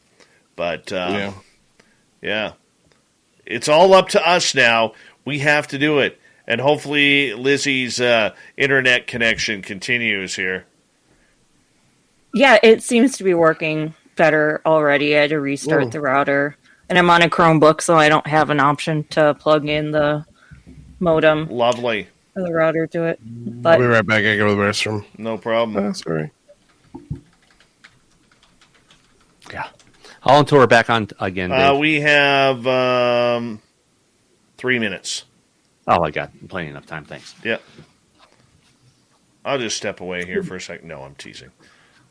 So, Dave, I got my answer to question 1. That was a yes to Star City. I don't even know what Now that is. I got to find out if there's been a witness to any launches in Kazakhstan. So, I'm on this. I'm excited. I see where you're going with that. Hey,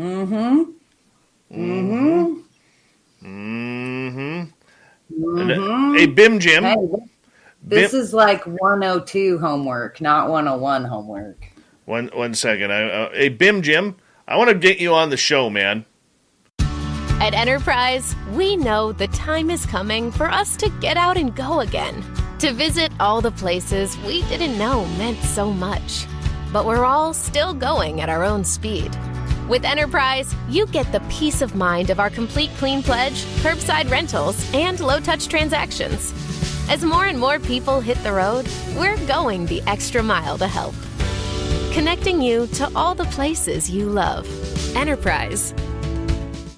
When you're craving the delicious Whataburger Buffalo Ranch Chicken Strip Sandwich, time moves more slowly, like in this commercial.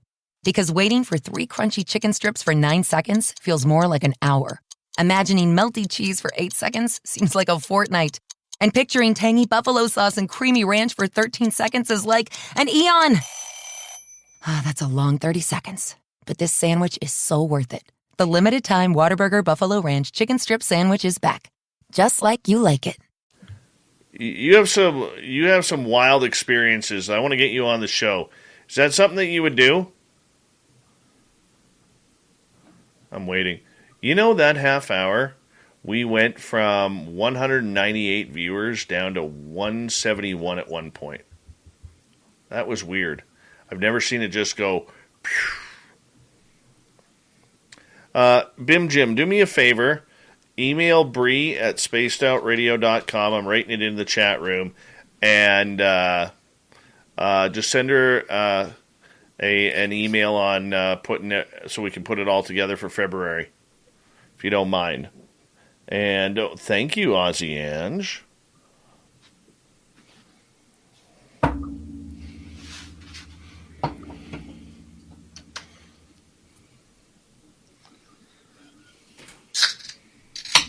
See, Nicole, we work great as a team. I agree. Who just We've cracked been the on beer? together before, haven't we, Thomas? Of course, yeah. Tonight we're just hitting it off, and it's just going back and forth. It's well. Good. Who just It's cracked good. the beer? Enjoying it. Because I'm kind of jealous. Yeah. I just It heard sounded good. It did sound Oh. good. I just cracked a Red Bull, but I was thinking about cracking a beer. I almost grabbed a Dos Equis, but I figured looks that like would have that's- been rude. Coke Zero and ice and something else. Wait for it. Oh, dry toast. Nothing goes better with Spaced Out Radio than dry toast, Dave. Best name You know- on YouTube right there. Best name Yes. on YouTube. Yes, it's actually 3 out of 4 aliens prefer dry toast when they eat humans than not. Oh, yeah. You got that right. I love dry toast. I think that is just one of the best names ever. Steam Train Mark, thank you for the awesome super chat. Ozzy Ange, we should put you up there too. And boy, we're hauling it in tonight. That's kind of cool. Big thank you to Steam Trademark Dry Toast, Ozzy Ange. Excuse me, veteran surf Rocks ASMR. Yeah, totally. Excellent. Veteran Surf Chair, Apollo, Far Flung ×2, Pascal, Cat Chaser, Patrick, VPXM, Thomas, Dirt Road, Daryl, Nicola, Obi, Tim, and Flash Forward and Sparky. Really appreciate the love tonight, everyone. That really helps out what we do on a nightly basis. So thank you so much for the amazing super chats. I know, but I didn't take them. I just remembered. What are you doing? And I didn't. I was ASRMing some Pop Rocks. I knew you were eating Pop Rocks. I'll be honest with you. I gained like 2.5 pounds just listening to that. Thank you. Hey, I still have half a bag left. That's I some love powerful Pop Rocks. Yeah, stuff but right Costco there. has these really great that's like turtles with were macadamia nuts and caramel covered in chocolate. They are Oh, sensational sherry, yes. If you got fresh snow, not the yellow kind, go grab it, fill up your glass, and pour Fireball over it. It tastes fantastic. It really does. Fresh snow and Fireball. And if you want, throw a little caramel or hold on. wait a minute.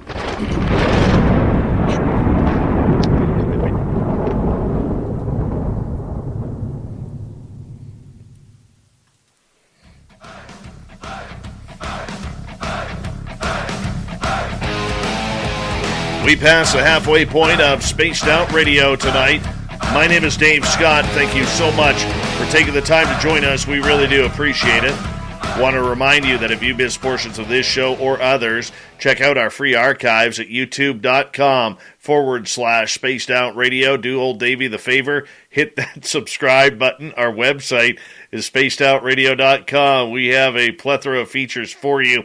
Rock out to Bumblefoot, read Shirky Poo's Newswire, check out our swag as well. Follow us on Twitter at Spaced Out Radio, Instagram at Spaced Out Radio Show, and on TikTok at Spaced Out Radio. We continue on with the round table tonight from Disclosure Tonight. Thomas Fessler from Spaced Out Radio's TikTok and After Hour Show. We got Thin Lizzy, a.k.a. Bree. We have Lou Jimenez from Unidentified Celebrity Review, and Nicole Sakic, researcher and author. We're going to continue on with the Galileo Project here with Jacques Vallée joining it. I mean, you look at their impressive lineup, Thomas, whether it's Vallée now, they have Chris Mellon, they have Lou Jimenez. I mean, this is like a stacked New York Yankees baseball team in the mid-'90s peeling off World Series after World Series. Hold on, I got you on mute here. There we go.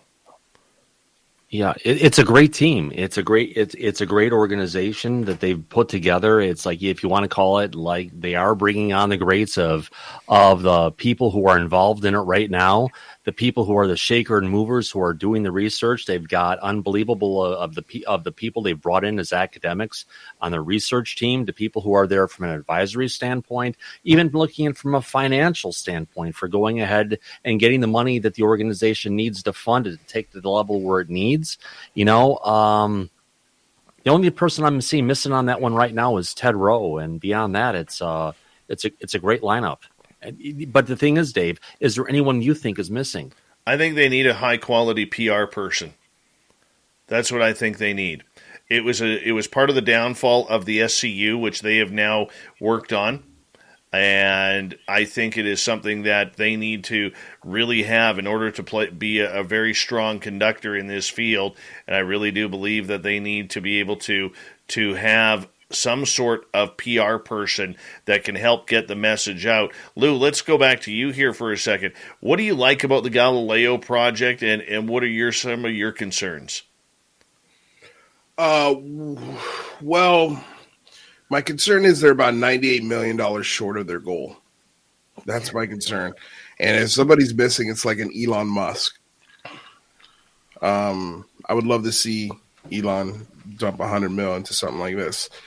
I mean, the thing with the team, these are all great minds, and I think on the surface level it sounds good. But when we've talked to Avi a few times, and there's a core group of scientists, and then they've got all of these advisors, and I think the advisors are there to attract investors partly, and then the other part of it is to get information, or suggestions.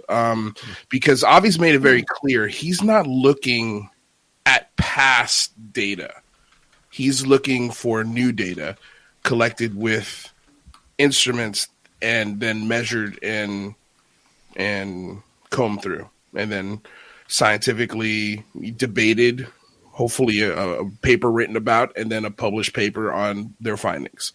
That's what he's looking for. He's not looking for Jacques Vallée's metamaterials or Lou Elizondo's 23-minute video. He's not interested in any of that stuff. He's interested in collecting photos that are hopefully cooperate They want locations to put it more than anything, Lou, and that's one of the reasons that Elizondo was there, is actually to help give them some guidance on where to be placing some of these telescopes, not just necessarily looking on top of the college. Right. But that's the thing, is that he can only put it on top of the college right now because he doesn't have the funding to put them around They the have world. to prototype out the platform before they get their lockdown tool set. And That's once true. they have that, they can replicate that installation all over the place, wherever they're going to take it. But they have to do their proof of technology first before he can deploy it. And that takes time.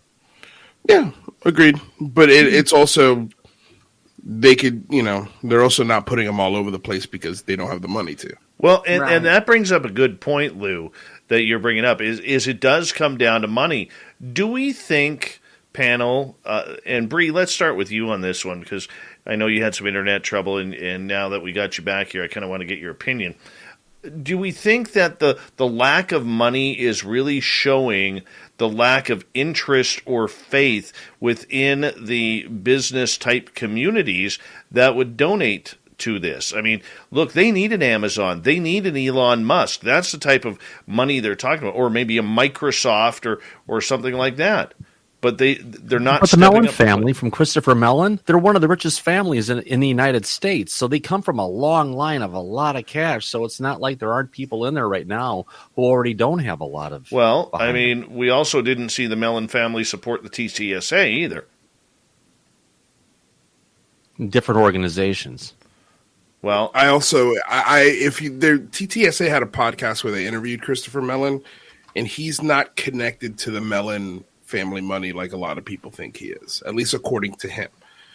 So from that aspect, that could be why he's not putting up $100 million. Yeah. But what does Bree think? I mean, I think, I don't necessarily know. I mean, you could definitely read into things. I mean, I'm sure there's other things that go into play besides,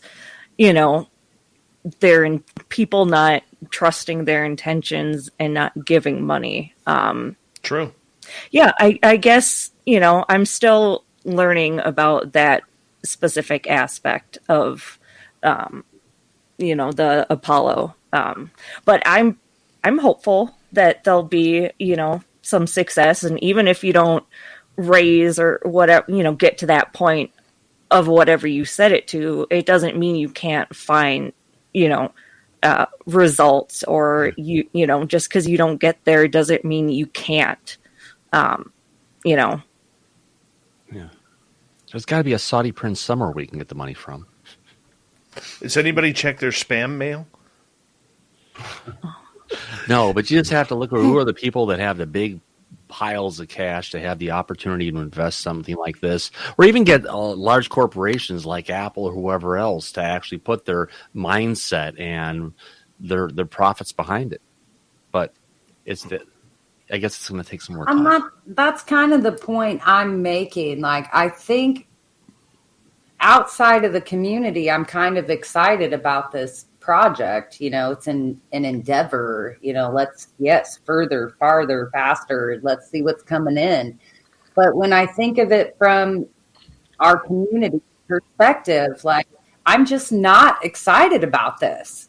Like, I really don't care if in 30 years we know another Oumuamua is coming. We still don't. I mean, I don't care. I just don't care. Yeah. If things still happen like they're going to happen, let's have this talk on the middle of February 15th, and see if you feel the same.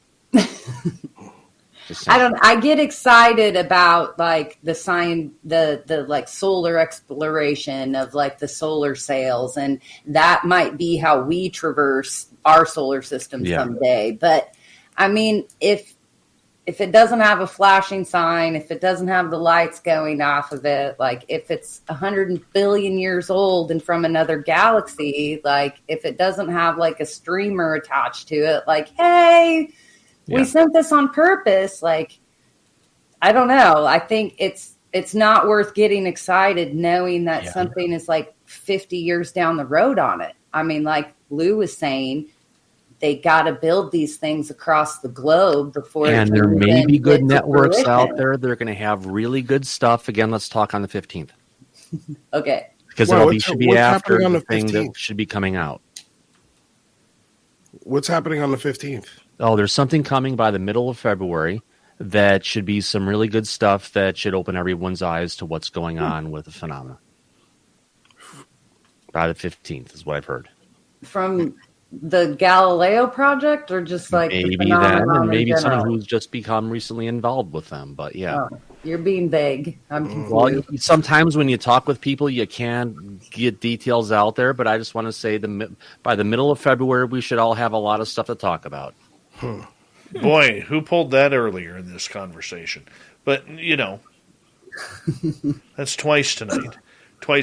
But you know what? You have to take it with a grain of salt too, because so far to this point, we haven't seen a lot about the experience and the ET contact. So if that's the road you're going down, that brings a whole different kettle of fish to the table. Thomas Fessler. Oh yeah, it does, and it does bring a big kettle of a big kettle to it. But you know what, the way Lou Elizondo came back to us and gave us a preview for what's going to be happening in 2022, and I think we're going to start seeing the evidence we're going to need. I think there's going to be a lot more attention from the media at different parts of this. There's different organizations who are coming into play, so it's we've had a little bit of disclosure up into this point. Disclosure tonight, by the way, little shameless plug. But as we go along through it, it's going to be more stuff's going to be coming along, whether it's going to be this stuff in February, the stuff that's going to be happening on May 15th, I believe, when the Tear from the Sky is coming out based on the stuff going on with UAPX. Check out tearfromthesky.com or tearingthesky.com. It's out there. It's a cool site. Gives you an idea of what's coming towards us, and it's an exciting time to be alive, and I wish we were further along, but for where we're at now and where we're heading towards, we're at the start of a really amazing age. I want to shift topics here, guys, for a little bit here, because I think we got through that topic pretty darn good here. Lou Elizondo continues to be an extremely polarizing figure in this community. People either love him or they want nothing to do with him. And there is apparently a documentary coming out about him called Who's Lou that's been kind of being put around about a gentleman from Area 503 YouTube channel, goes by Manny, has done this documentary on Lou about whether or not, Lou is who he says he is. Oh, my God. And look, I don't care whether we like we know the community, the radio audience doesn't. I don't care what your opinion is of the person or anything like that. But, I mean, we need to take a serious discussion on the fact that, at this point, should Luis Elizondo be as polarizing as he is? He doesn't even want to be in the position that he has now. He's there to do the job because he's doing it for his duty to his country and to the people of this country. And as soon as he can step away and get this going on, he doesn't want to be in the limelight. And I know Lou knows this personally. Yeah. I mean, that's what he said. That's what he tells us. I think, I'm sure it's frustrating for him, probably coming out with a story like this and being sort of met with the pushback that he gets met with, and I'm sure he knew this before going into it. He's not a dumb guy, but I'm sure he knew that he was going to get some of this because, I mean, the government has a trail of being very deceitful, and so yeah, I mean, it doesn't surprise me that he's polarizing, but I try to learn as much about him as I can. Yeah. And only time will tell whether or not, he was being 100% honest with us or as honest as he could be with us. We'll see. I personally tend to lean toward he is being honest, but I'm sure there's parts of things that he's maybe not being honest about, keeping close to the vest. I don't know if he's necessarily lying, but Unlike a lot of people in this field, he hasn't been caught in a scandalous lie of tales. He's come out, he's told his story. He hasn't been as specific as some people would like, and I mean, he's under an NDA. That's going to happen. But the most important part is he has credibility for what he's trying to bring across. He's trying to give us the information he can have.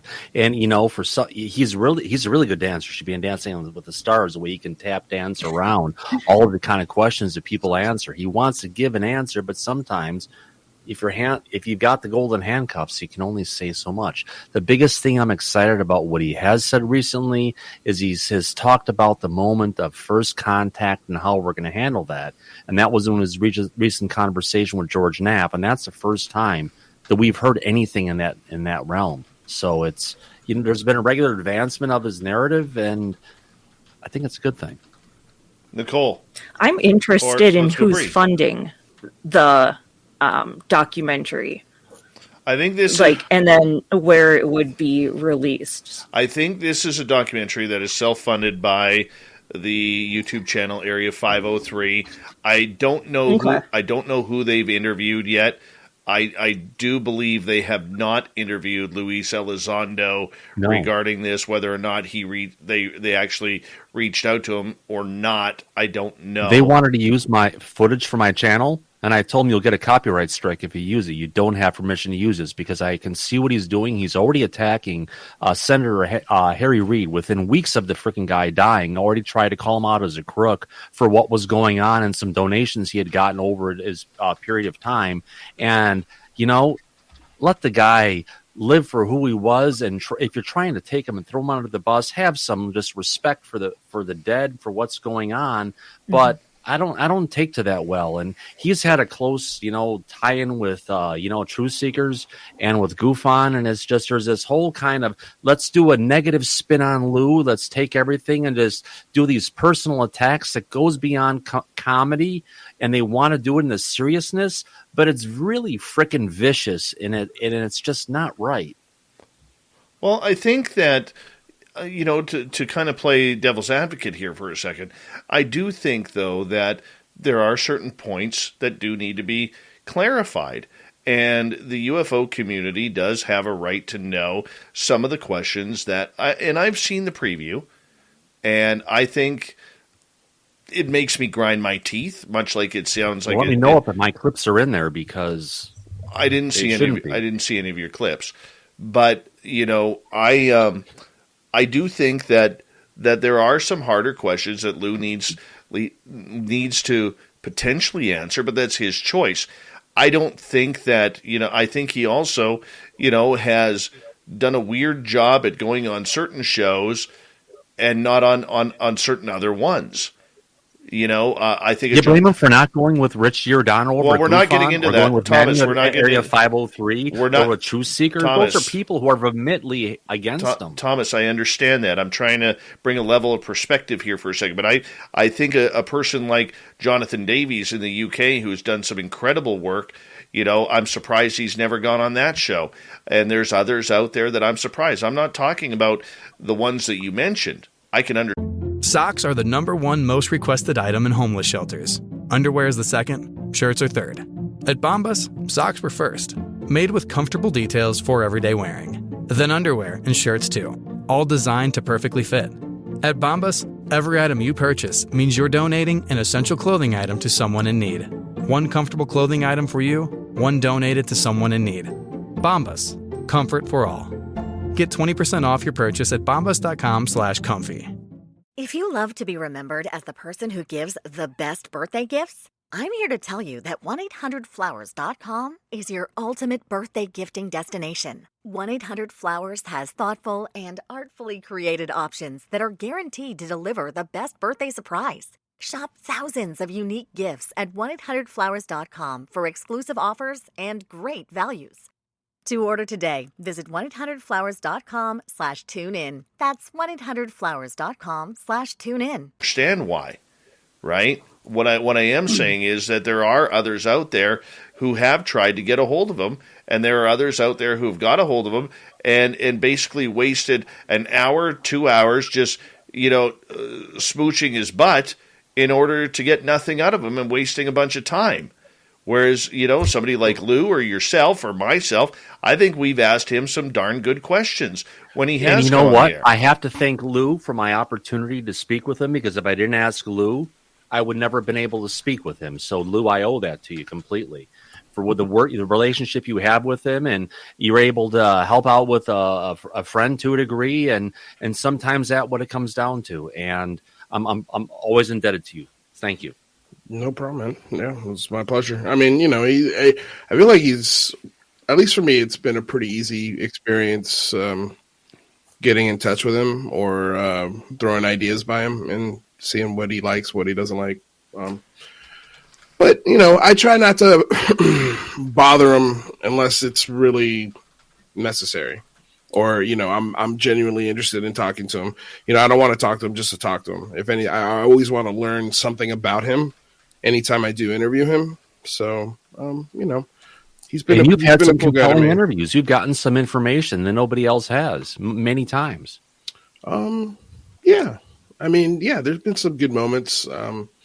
I think my favorite was just talking with his dad, and that was a killer interview. Getting to know him and his dad. Your dad and his dad and Lou Yeah. all talking together. That was amazing. That was such an opportunity to show not just the hero that Lou was, but also the hero that his dad was and what he did and tried to do for Cuba. That was an amazing talk. It was fun. Well, it was fun. But yeah, I mean, with even that said, I mean, we still have to question him as hard as we can. We do. Be respectful. But there's a difference, though. There's a difference, and I don't want any other podcast names named on here, Thomas, because I know that this is a touchy subject for you. All right, and I know that, and I appreciate what you do. You know that. But I will say this: there's a real difference between doing a real balanced piece and asking tough questions and doing a hit piece. And I think too many times we are seeing a lot of, hit pieces going up. I'm not saying that this is it. I've only seen the trailer. Am I willing to watch it? Sure, I'm going to watch it because I want to know. That's how we stay informed. Nicole, you have a comment. Well, I was going to help maybe wrap this up for you a little bit, because I know we've had these little sidebar conversations comparing Lou with maybe some people in the past that have come up. And I know I've done kind of like a comparison and contrast with Lou to Richard Doty and what he's faced with coming out and staying vocal in the community and the backlash. And I'll point out the movie, what's the Doty one? Where it's very clearly one-sided. Mirage Man. Mirage Man. And it paints Rick in a certain light. And that's what every kind of movie maker does. They have a narrative that they're trying to tell. And we also, other than Rick, we also know, we hear from our community all the time, people get edited. I think we saw that in UFO that came out recently. We know Nap was edited in a certain way, and we know John was edited in a certain way, as was James Carrion. So I think when this piece comes out about Lou, everybody's going to watch it. Like you said, we're going to watch it, whether it's good or bad, or it's a hit piece or not. I don't think I'm gonna watch it. Well, you might watch it only 5 years from now, though. You might watch it. The only reason why I'm not gonna watch it is just from a production standpoint. It looks terrible. Well, honestly, I kind of watch everything in the community, so I can really note it somewhere and gauge and level. But what I'm meaning is, everybody will watch Mirage Men and form an opinion. If you stay dogged and with your research, then that's when you kind of realize, that's a one-sided story. It's not true or false or this way or that way. It's just from a certain perspective. And that's what we're going to see about Lou and this. And it's going to give people a place to dive in. You know, if they're really confused or they're really PO'd about it or they think it's true, you know, it's going to give them the opening to the rabbit hole. And there you go. So take it for what it is. There's all this infighting and malarkey surrounding this. And that's what I hate about our community. It's just dumb. All right. You know what? When we come back from the break, we're going to continue as we kick off hour number 3 with our great panel of Lou Jimenez from Unidentified Celebrity Review, Disclosure Tonight's Thomas Fessler from Spaced Out Radio's After Hours and our TikTok channel, Thin Lizzy, and Nicole Sackich. We're going to continue it all when we return. Credibility attacks. You heard a little bit there. We're going to get more into it in the community when we return.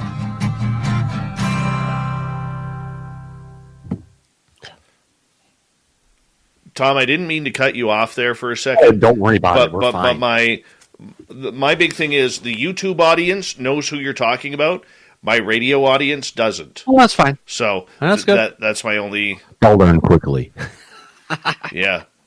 Well, there's certain things we don't want to promote, but... Oh, I know.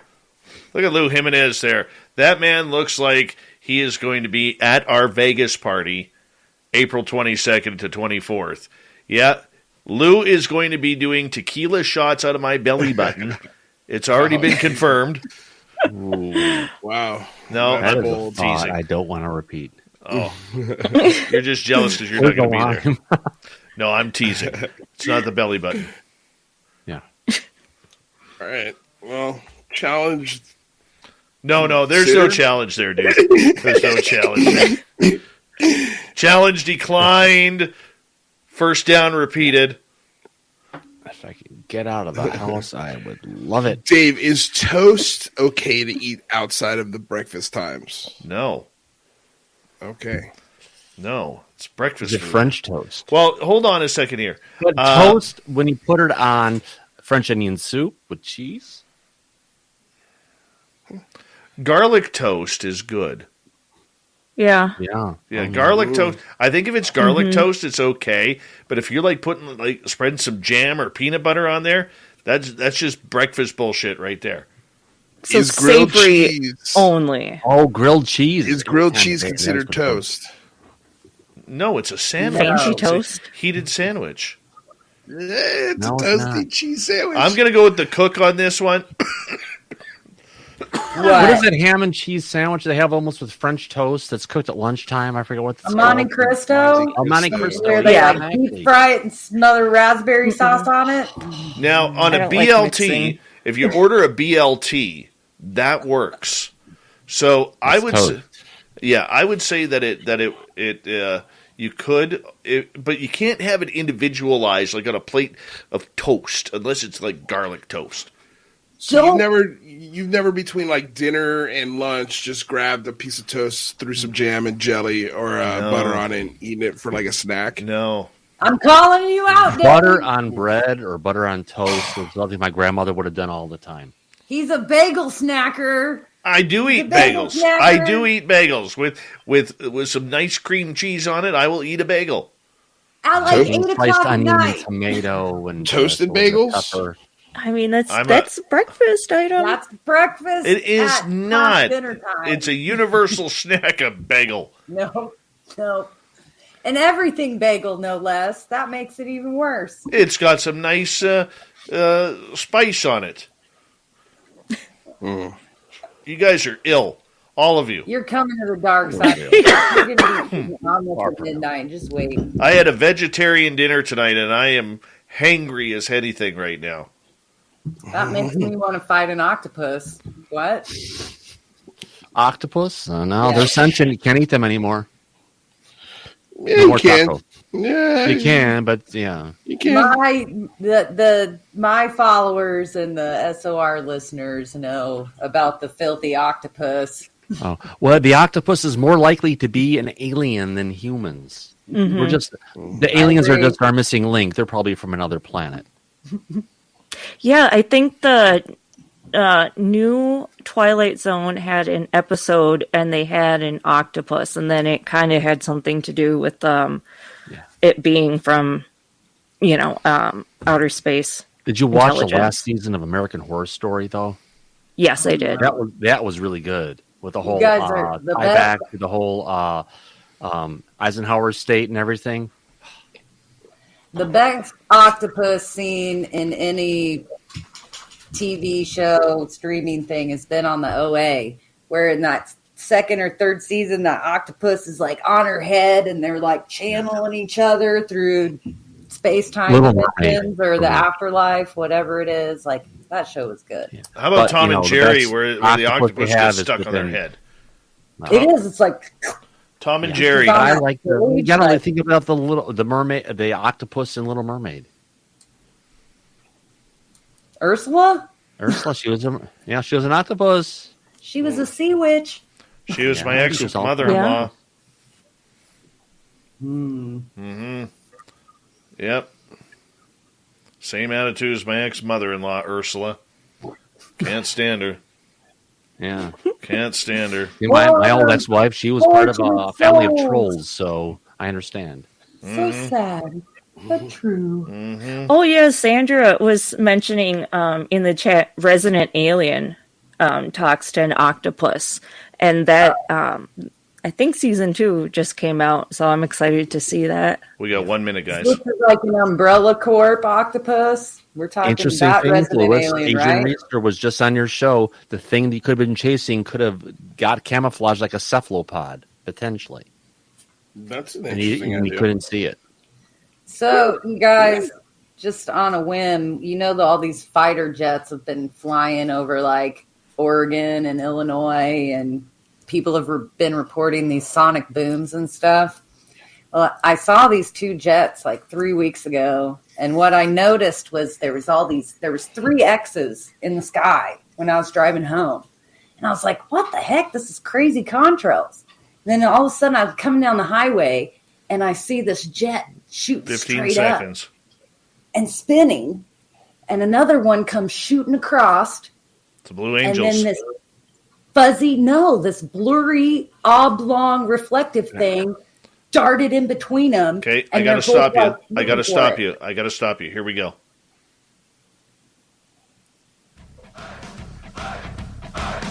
Would you like to connect with us? Head to spacedoutradio.com for all your latest show info. Now, back to Dave Scott and SOR. Here we go with the third and final hour of Spaced Out Radio tonight. My name is Dave Scott. Thank you so much for joining us. We really do appreciate earning your listening ears wherever you are on this beautiful planet we call Earth.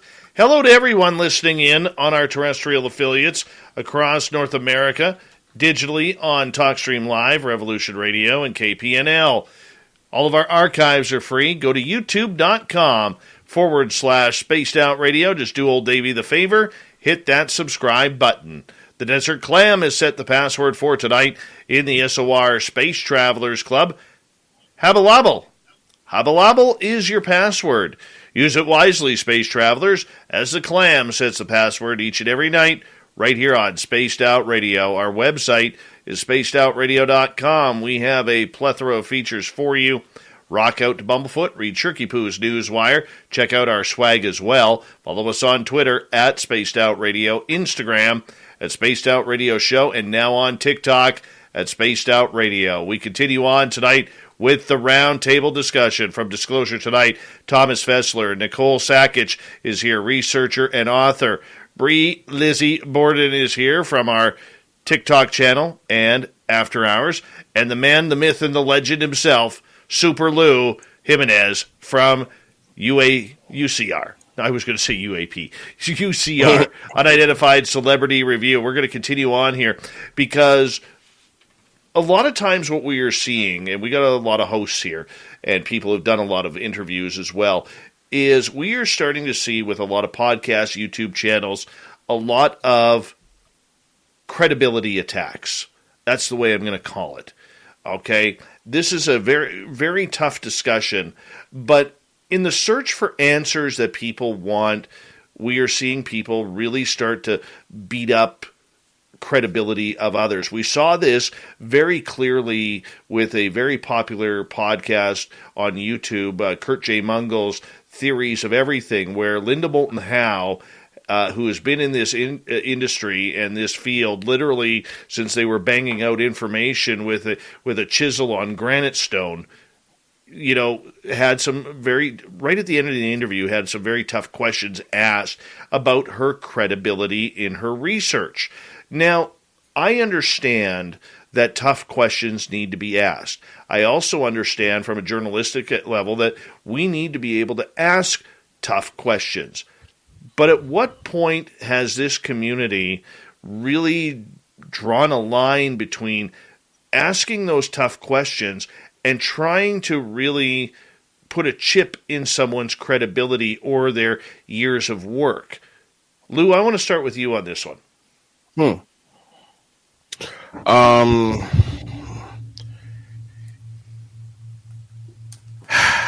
I think it's,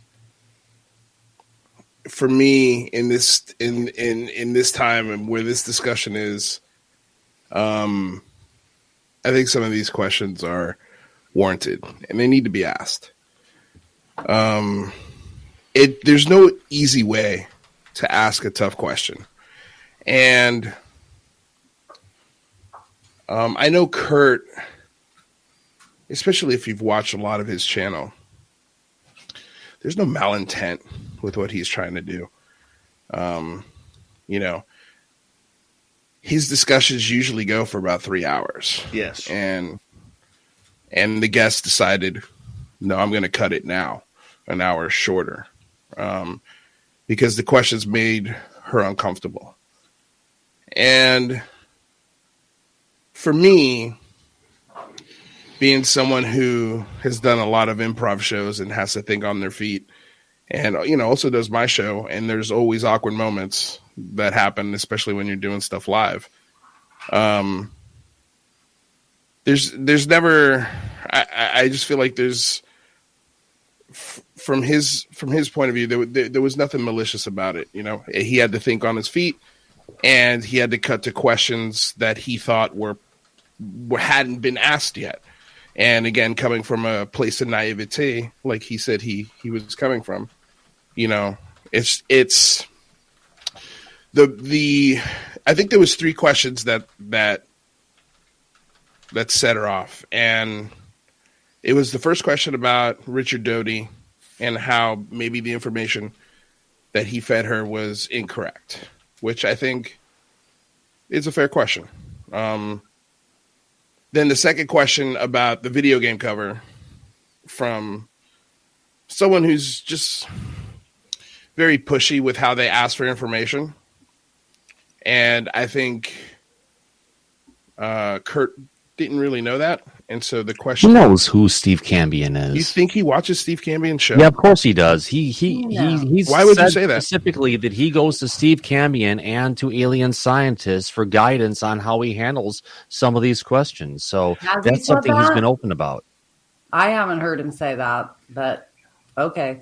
I mean, even so, I think that was the one question that was a little awkward when he asked it. And then he asked my question, and then that's, and then she got really upset. I respect Linda Moulton now. I understand her history. I've bought her work. I've spent money on her products. So I've got a little bit of skin in the game. And for me, that interview was really telling. That, if you are as media savvy as she claims to be, those questions should have been very, very simple to answer. Yeah. Very simple to just give her explanation and move the interview forward, but without being an awkward, silent, like, I guess it was a very awkward way to answer those, right. I think, But she's Fair always question. been so confident of the information she has, how she brings it forward and everything. I think it was that second question that hit her about the stuff that was on the site. Now, here's the thing about Linda. She's not the youngest person. She's 80 at this point or beyond that. So she's at a point where she's been doing this for 60 years, and she has some people who she's delegated to go ahead and towards this, to go ahead and handle her media empire and putting the stuff out, putting things up on the site. And she has this, would think that at this point, a lot of this stuff is delegated and she has a certain level of trust. Now, if someone who was doing the stuff for her didn't have that same level of precedence and understanding of how she was treating something, and they were more of someone trying to do something to say, hey, I want to get this out here. I want to make this to be important. This is so important for Linda to get there, but it's something that's from something that hasn't been validated. Yeah, she has to own it. But for her, it's got to be a hit for her for getting, for something getting out there that may or not have been correct. And it begs the question, if you knew that this wasn't correct, do you sit there and you keep it quiet, or do you go ahead and send an email as a question? Do you say, hey, you've got this out there. Have you realized this is what it is? So it depends on what's the intent of how they want to bring it forward. And but you know what, though? No one's perfect in how they handle stuff, Dave. I know where you're going with this, okay? And maybe I can add a little bit of clarification. As a show host and a business host, sometimes you do not catch everything, okay? Sometimes you do not catch something. Look, I know for a fact that an entire feud was started with my show because I didn't catch a comment in my chat room. And so I mean, that's how things can blow up very easily. But there's a big difference between, I think it was Kurt, and I'm not picking on Kurt and Lou. I have watched a number of Kurt's episodes. I think 80% of our world's plastic ends up as trash, in landfills or in the ocean. Thankfully, Miranda Wang is working on a solution to upcycle our old plastic and give it a new, useful life. Hear her amazing story on Planet Visionaries, a new podcast from Rolex and the Washington Post, hosted by me, Alex Honnold. You can find it wherever you get your podcasts. Calling all partners. Losing weight is better together with Nutrisystem's Partner Plan. In fact, people who diet together lose 20% more weight than dieting on their own. Get new premium meals with up to 30 grams of protein. They're big and filling and taste delicious. Plus, try our new restaurant faves that taste like your favorite restaurant, portioned with half the calories. Don't wait. You could win big cash during Nutrisystem's Better Together Partner Plan $100K giveaway. And maybe win the grand prize of $25,000. Just go to Nutrisystem.com/thin right now and get 50% off plus an extra $50 off your first month. You heard me right. Go to Nutrisystem.com/thin right now and get 50% off plus an extra $50 off. Don't wait. This partner plan offer will not last long. Just go to Nutrisystem.com/thin right now and get 50% off plus an extra $50 off. Go to Nutrisystem.com/thin. See website for details on our 2-month subscription offer. No purchase necessary. Open only to U.S. residents over 21. Void where prohibited. Runs December 25 through April 4th, 2022. For official rules, visit Nutrisystem.com. Sponsored by Nutrisystem, Inc. I think he's been spectacular, and I think he sets a good example for a lot of nice calmness and very great clarity and thoughtful questions. I think he does need to be commended on that, But on this one, I think he dropped the ball a little bit, especially with the follow-up question where he says, "Well, you used." I'm paraphrasing here. He said, "Well, you used to do some very credible work. What's happened?" Right.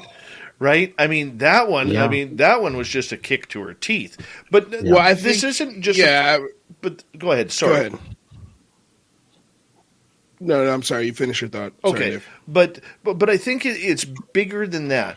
I'm using this one as an example. I don't want to pick on Kurt or anybody else, but I think in this community, because there is a real lack of journalism and a real lack of understanding, and the dire need to try and get answers, I think we are starting to see a little bit more hit pieces on people. Whether it's rightfully so in people's mind, or whether they justify it, or whether they literally think that this is the way they're going to make a name for themselves. Like, why does anybody talk about Corey Good or David Wilcock? I mean, if you hear anybody talking about them on podcasts or YouTube channel, all they're doing is wasting 10, 15, 20, 30 minutes insulting them. Why give them the time? I mean, quick thing. I've had some people on my show. Sometimes you would say, why would you have someone on your show who did that? And I had some people come after me and attack me because I didn't ask the hard questions. I asked the hard questions of the things that interested me, the things that I felt my viewers would respond to, and there were certain subjects and areas of that I just completely left off the table because the last thing I wanted to do was bring my audience or my guests coming in from that one show and take them and shove them off the stage for a small percentage of what I'm trying to prove myself for. There's a respect you give to the people who are coming to your show or different stuff to kind of get there. And if you're not going to give them that level of treatment, you have to be upfront and let them know ahead of time so they're not going to get the surprise gotcha when you're going through it, because Bingo. It's like inviting someone into your house and then treating them a way that should be anything less than that. And if it's not going to be that, give them what they deserve. Yeah. Lou, I know that your show recently took some heat with Rather Be Squidding. Mm-hmm. Okay. I like Rather. I think he adds a dimension to your show and everything. I didn't have a problem with what he was doing. He was asking some pointed questions that needed to be asked. I think it was fantastic because sometimes we have to have the due diligence to ask those questions. Now, people may not have liked the way he phrased them, but the questions I thought were great. I did.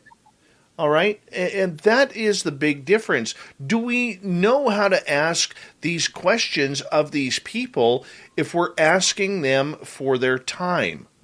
That's the big thing that I think the community needs to figure out before someone just decides, oh, I'm going to be a podcaster. Look at me go.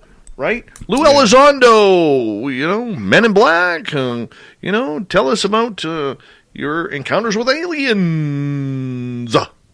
Right? Yeah. I mean, I think there's a couple things that's going on here. Go ahead. Sorry. Yeah, because I mean, I see it both ways, and so like for her, I could see it. It was, questions like at the very end, and that's where it's like, if she's flustered, and she could feel attacked when he didn't necessarily mean to attack and just thought of those, thoughts at that point. Now, it's not saying, oh, no, don't, she shouldn't get those answers, but it's like, I see it where, some people see it this way and some people see it, another way. Wasn't it her birthday? I think it was like her 80th birthday, and I know. I think it was just like I think maybe the 20th was her birthday. I thought it was right around the same time. Yeah, and so it's like I see it. It's like two friends that are. It's like there's stuff on both sides. Now it's like I don't know if it was necessarily malicious, but I could see her being defensive and taking it that way. But, it's like I don't necessarily think the intention was to do that. And so, who knows? Well, I mean, the big thing is this. Every guest needs to be treated differently. So if you have someone on like Lou Elizondo, you're not going to, or in Lou's case, John Ramirez, or somebody of that ilk, you got Chris Mellon or whoever, you cannot interview that person the exact same way as you would, say, a Joe or Jill Sixpack who's had a lifetime of experiences and just wants to tell their story because they want to know what's going on in their life. You have to be able to balance absolutely everything that goes along with that. I mean, this is also part of the issue. This is why I never had an issue with what happened on one certain show from a certain person who is on our panel tonight, and I did the other way. Because you have to be able to balance who your guests are. And if you have a guest who's talking about the government side of everything, okay, much like when I first interviewed Tom Whitmore about MUFON's issues, where they were denying that they had ever sold out, and I hit him hard. I made Tom feel uncomfortable. And that's the way it's supposed to be. That's doing our job. But there's a difference between making it personal and doing your job. And I'm not sure that many in the community fully understand that. Nicole, you've been pretty silent through this. I know you're writing notes.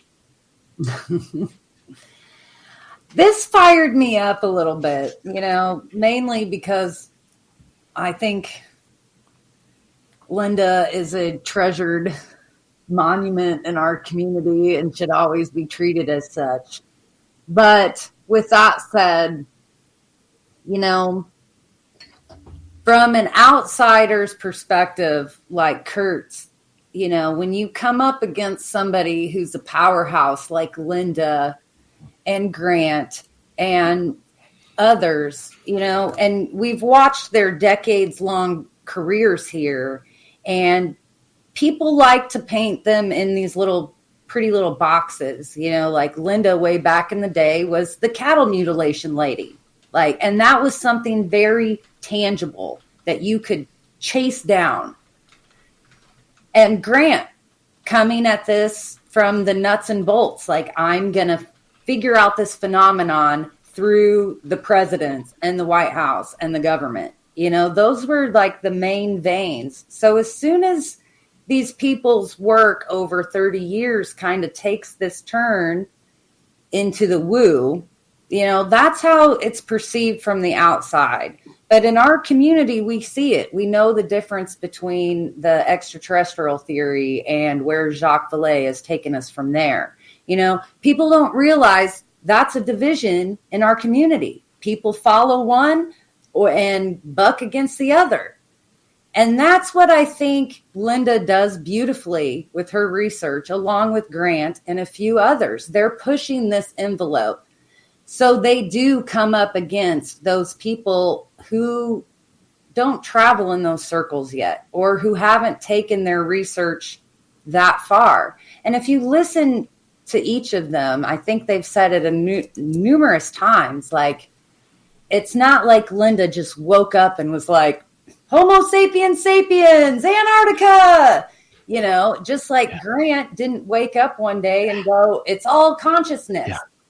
Yeah. But it also comes down to for them. It comes down to Kurt as an interviewer. I mean, after the first question, you could have seen how Linda was reacting. Right. After the next question, there was an escalation of how she was reacting. If you're going down a line of things and you're seeing your person who you've brought in as a guest is responding in this way, the only reason you're going to continue to go down that line is because you have a lot more going in that area. And I don't know, does he not have people that help him with his show, well, he said that Jeremy Reyes from Alien Scientist and Steve Cambion are people who are guiding him to help him understand some of these things. I don't know, though. I did hear that too. I can confirm that. Yeah, but I don't know. I know, when Grant is talking with all of us and we're doing a panel discussion, I mean, all of us, me and months ago, Sinead and Desda or whoever we're kind of working with, we do kind of run down these things and it's oh, this could be a problem. But if he's seeking advice from Cambion and Cambion. Exactly. And we've got someone who's making decent money. He's bringing in 500,000 viewers per a lot of his videos. So there's a lot of exposure going on. So this is something that's being run as a professional operation that's going on. So we can look at someone and say, well, it's just him. Maybe he didn't see it. But you also have to look at the professional side of the fence and where things are at. And everybody makes mistakes, but it's just a matter of, can you help someone and when they've gone down the wrong path to try and help them see possibly a more centered, balanced perspective. Well, that's what he's probably the lesson he's learned is that, for every Cambion, he needs like a Wooster, like, or just pull them back darn to the center of Woosters. it. They'll get you in trouble every time. Yeah. I don't know. I have gotten flack from this community, which I think our audience here has kind of heard me talk about over the years. Like, I came from this very nuts and bolts side of the community. And when I decided to throw on the woo hat, I started getting called the disinformation artist. That was like one of the first things out. It's like, oh, she's turned from this nuts and bolts, document orientated, case by case researcher to, often I've gone native. You know what I mean? And that was a hard pill to swallow. But then I just realized it's just all background noise. Like, who cares? No, very, very much so. Time will tell. I don't know. What have I been, dishonest, or I can't, in this world of woo, where's the facts? You know what I mean? It's like everybody has their own truth, and you just have to help people share it. And you're never going to please everyone. Right. And but so it's like, it's always, I don't think these outsiders realize that. Like Kurt, they're kind of skirting this community, and they don't realize all the little facets and the infighting. Like, does Kurt even know if he follows the ET theory or the multidimensional ultra-terrestrial theory? Like, you ask somebody on the street that, and they're like, what? ET phone home. That's it. Well, he's getting the viewership. And that's all that matters, because in the end, the viewers, the subscribers, they lead to some pretty good paychecks off of YouTube. Let's just be honest there. We would all love to have those YouTube paychecks that he and other channels like his are getting with that amount of subscribers. And, I think what it comes down to, is we all ask questions that we wish we would pull back. We all wish that we got that second chance in order to do it.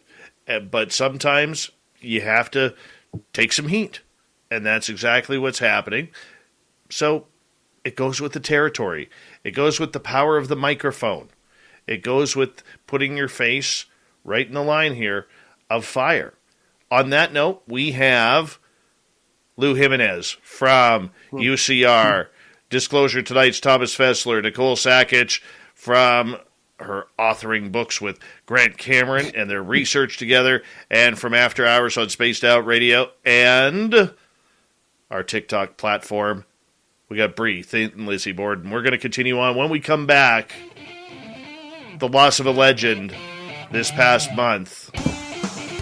I'm still not over it.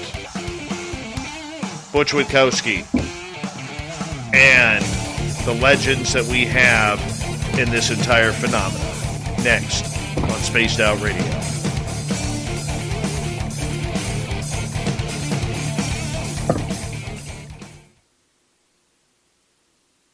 That's another crux to all this, though, too, is there's that line between YouTubers making a show and putting out something and people researching.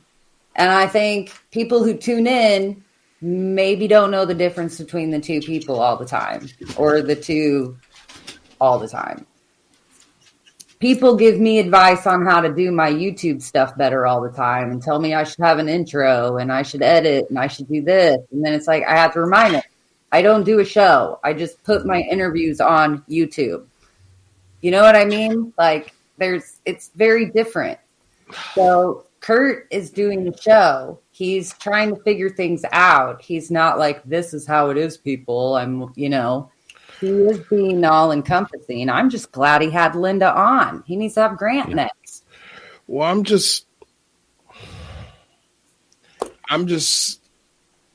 I think from my personal point of view, and this could be an unpopular opinion, for me, I don't think Linda Moulton Howe's research is very good. And that's someone who's looked at it and bought it and paid for it with his own money. I've never really bought the cattle mutilation part of this discussion. The thing with Kurt is that he's one of society's great thinkers and philosophers, and he's speaking with some of the greatest minds. Yes, he is on the planet. And so, what's more valuable? Him in the community or him out of the community? Because all of this Monday morning quarterback that people are playing with his interview, what if it drove him away from even talking about this topic anymore because he's sick and tired of the vitriol and the unwarranted? Maybe we sort could get him of some hate. better guidance than Steve Canby. I think Jeremy Ryan. I think if that interview went as long as his normal interviews go, I think those questions would have been laid out a lot better. But because of the awkwardness of the conversation that was brought on, not by him, by her uncomfortability with the questions that were being asked and putting the awkwardness into the interview, I think that's an unfair setting to try and get questions in. And so, again, like for me, his delving into this topic, a mind like that, to me, is a lot more valuable than what Linda Moulton Howe is bringing to the table. The greatest minds in the world are not talking to Linda Moulton Howe. They're talking to Kurt Jaimungal. True. And there's a reason for that. And I don't mean that from a place of disrespect. I'm not trying to be disrespectful, but I think that's what the part of the community will say. Oh, how dare you? How dare you question the great Linda Moulton Howe? It's just like, why can't I? Why am I not allowed to question this? I think Linda can be questioned, and I don't know anybody that agrees with all of everybody's research or what they dig into. But I think what I duly note about Linda and her massive career is you start looking at the players, the Cosmic Club players, and you look at those like high ranking ones that are like, number 13s and 14s. And I say a lot, all roads lead to Hal Puthoff. Well, people ask Hal Puthoff all the time, like, who in the community is doing solid work, and who do they always say? Linda. Yeah. Linda's right up there. Like the easiest way to solve this is literally anyone who's going to be going in anywhere. Make sure the people provide the questions you're going to get in advance, and there's no questions asked. And maybe you'll bring a higher level of professionalism to the shows on YouTube and leave those hidden gotchas are there. It's something that a lot of people do require if they want to go ahead and go through this. Some people don't want it, some people do. But if there's someone who is in a particular state of mind or different ways to handle it, it's just a way for the show that's going ahead and asking the questions to go ahead and not put the people in an uncomfortable situation. Let them know where you're going to go ahead of time. And if they don't like where you're going to go, that onus is not on the person asking questions, Thomas. That onus is if there's something that you don't want to talk about when you go in an interview. I'm just saying if that's on like that, you to let the interviewer know, hey, this is off limits. I never ask the guests, hey, is there anything that I can't talk about? We just talk about it. Or, no, not that. Just go ahead and provide the questions, the things you want to ask about in advance. Not that it's a requirement for it. I got to cut it off. But if it's a way, if you want to get it, that's the Hollywood way in a lot of ways.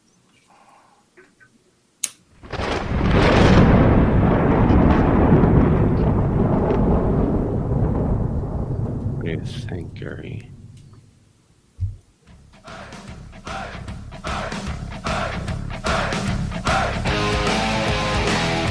We've rounded third. We're heading for home tonight on Spaced Out Radio. My name is Dave Scott. Thank you so much for taking the time to join us. We really do appreciate it. Want to remind you that if you missed most of this show or others, check out our free archives at youtube.com/Spaced Out Radio. Do me the favor, hit that subscribe button. Our website is Spaced Out Radio Show, where we have a plethora of features for you.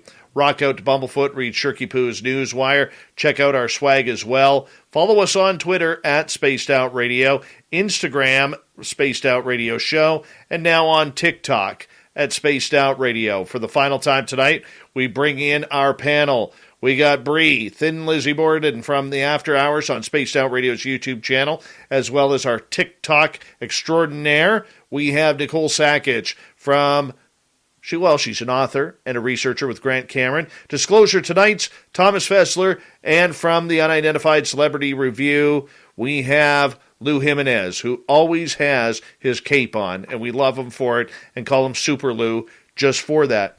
Now, just over a week ago, we lost a big-time family member here on Spaced Out Radio in the legendary Butch Witkowski. And this one hit me pretty hard because Butch had been a monthly guest for over 6 years on this show. 80% of our world's plastic ends up as trash, in landfills or in the ocean. Thankfully, Miranda Wang is working on a solution to upcycle our old plastic and give it a new, useful life. Hear her amazing story on Planet Visionaries, a new podcast from Rolex and the Washington Post, hosted by me, Alex Honnold. You can find it wherever you get your podcasts. Careers at Mayo Clinic are life-changing for employees and for our patients. The Center for Digital Health creates digital products and seamless patient experiences through simplicity, innovation, and the human touch. We are currently hiring in critical areas on our team, including product development, experience design, data and analytics, portfolio management, and more. Join us in the Center for Digital Health. Become part of Mayo Clinic's mission. We inspire hope and create new ways of delivering trusted healthcare solutions for patients around the world. Visit jobs.mayoclinic.org/CDH-jobs to find out more. And our next show is going to be a tribute to Butch Witkowski, which would have been his episode of Strange Days for the month of January. And we're going to bring in a bunch of his close friends to talk about the gentleman that he was and is and will be remembered by. But the reason why I bring this up is not just because this has affected what I do and what our show does and our audience for listening in, but we have to realize that a lot of our people that we grew up to are getting to that point. I mean, a couple of years ago, we lost Jim Mars and Stanton Friedman very close together. You know, other people have been lost. J.C. Johnson in the crypto world. We've lost a number of big-name people during this time. And the question that I have for the panel is this. Do we, as more people have joined this community, are we taking enough time to learn from what these legends have studied for 30, 40, 50 years regarding this phenomena? It doesn't matter whether it's UFOs, cryptids, paranormal, or anything like that, because that's a lot of years of information to just ignore. And Nicole, I know you work closely with Grant Cameron, who is a legend in this field. I want to start with you on this one because, you know, you work with Grant. Grant is a hero and idol of mine in this field.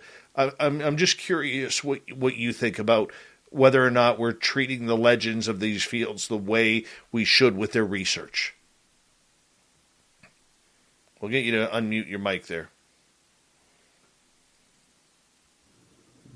I think it's hard to fight time on a lot of these, with a lot of these researchers that have passed. Like Stanton, for instance, donated all of his work and research to, is it a college? No, it's a museum up in Canada, which is hard to get to, but at least it's somewhere public where people can go and look at his work, and it's continually being organized and it's there and it's preserved. And you hear of like Erica Lukes, she just took on somebody's research and has their work. And I know Don Schmidt has the International UFO Museum in Roswell, and they archive a lot of work. So I think if people do the diligence, they can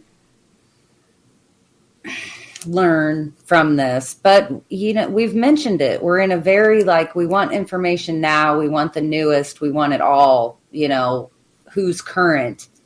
And I think a lot of it's this, pre-Nimitz, post-Nimitz kind of narrative we have going on. And it's important. We have to know about our past. We have to build on the Stanton Friedmans and the Heinecks. And I mean, eventually that list is going to get bigger. It's sad, but it's true. And honestly, Grant loves collaborating and working with other people. And I just don't understand anybody who's a lone soldier in this field anymore. I mean, you have to pass your torch, or at least plan on passing it. You're in charge of your own destiny with your work. If you're going to let it sit in your basement and let your kids throw it away, then so be it. But I know plenty of people who will take other people's work and archive it, or just keep it, or donate it somewhere else. I'm trying to plan on giving all my stuff to my local library, just because they don't even have a single ufology book in the damn library. So mad at them. They can have mine. So it's things like that. Yeah. I mean, I don't know. Grant and I could stop working together tomorrow, but I would continue to carry his torch throughout the rest of my life and push his work. It's things like that are important. We have to. It's our job in this community. And the newbies coming in, it's our job as the gonna be oldies to teach the newbies. So it should be college. and I think you bring up a good point there. And Lou, we'll run with you next on this one, because look, if you look at professional sports, you always have the hotshot rookie who is, on the road in a hotel room with one of the ace or star veteran players. Doesn't matter whether it's basketball, football, baseball, hockey. All right, you always have that hotshot rookie who needs to learn the ropes. And we have some brilliant young minds coming into this field that are asking questions that have never been asked before. I mean, even on our panel tonight, Lou, you've been doing this a year and a half. Thomas, you've been doing this a year and a half. Bree's kind of brand new into this. I'm an old guard here at 7 years, and that's not even a long time regarding this. On the podcast side of things, I'm saying, on the research side, I'm way behind. But the point that I'm getting at is we should be, Lou, trying to take that information from the old guard and kind of move it forward and take what they've learned as a free download, and then expand on it from there. That's how we're going to get the answers, Lou. Yeah. Document it, digitize it, and share it with everybody. Get as much as the information out there for as many different people to be able to look in from a lot of these gems of information. I know we've got that library up in Canada where they've got it, but let's take all those documents, get an effort together to make them in digital documents, make it for everybody to be able to go ahead and join it. And it's when we're looking at the results that are coming in from the new UAP observations that are going to be happening within 2022, we can keep everything locked down until it gets to a point of peer review. But the more access to information we're going to have as a society and as people is going to open our minds to be able to see the patterns, see the information that may be there that was never brought out. Thanks, Lou. Now, Lou. Sorry. I'm sorry, I forgot what the question was. Well, just in regards of taking the newbies in this field. Okay, yeah. Taking under the wing, got it. I think, yeah. I mean, I don't think we're where we are at today without the past. It's also, you got to also realize, just from somebody who's a newbie. I've been looking at this since I was a young man, but some people who are new into this, like digesting 80 years of research, that's a tall task. There's a lot of stuff out there to read. There's a lot of stuff out there to watch, and there's a lot of rabbit holes that you can get lost down. So, yes, I agree. I think honestly, a lot of the answers are in our past, especially if we could get some of these answers unlocked from, I think, a government perspective, like a lot of these systems that are no longer classified, planes that are footage or pictures that have been, hidden under a cloak of national security. I think stuff from the 50s, 60s, 70s, 80s even should be released. And we can get a lot of answers from that stuff and a whole new generation of research that is looking at, past decades new info. So I think there's an exciting opportunity to dig into the past, to reveal, more data for us now. So it's valuable. Bree, as a newcomer to this field, and you're kind of getting into this, do you think that the younger people, and when I say younger, I'm not talking age, the newer people, I should say. Let me please re-correct that. The newer people in this field are taking the time to understand the path that has already been laid for them.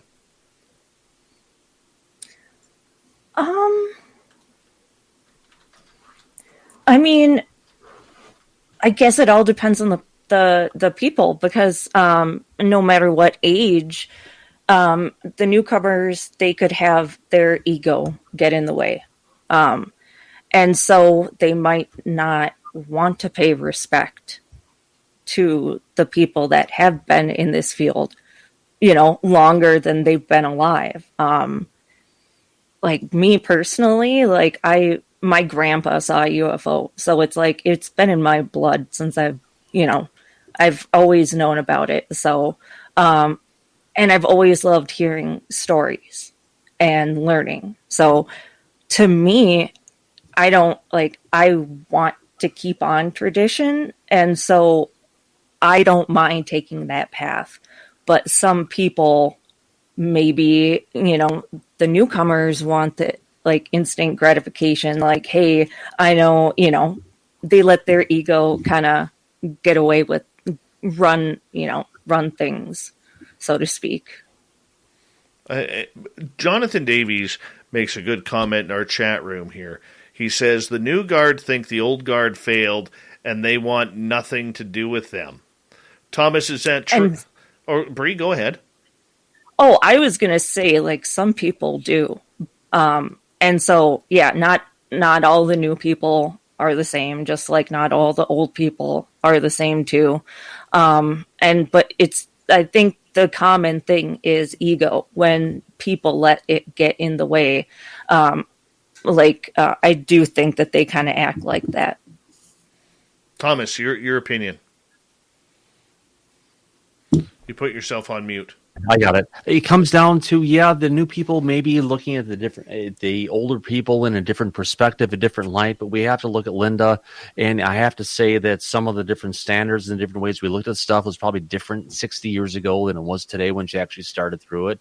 And it's a situation to where I guess it's there's been this dialogue of the older people need to step aside and make way for the new people in ufology. And there's been comments on that with regards to just some of the women in ufology. And I think there's room for all of us within it. And it's just a matter of understanding the journeys, the different places people have been. And if people want to go ahead and come down hard on other people as part of their repertoire, then they'll just be known for that. Otherwise, people would be known for the different situations the way that it is. And just like there's all different types of talk shows and different ways to go about life in general, we'll have the same stuff in the phenomenon, and just different outlets will be known for different ways, and guests in different ways will go where they want to. And if they feel that they need to go ahead and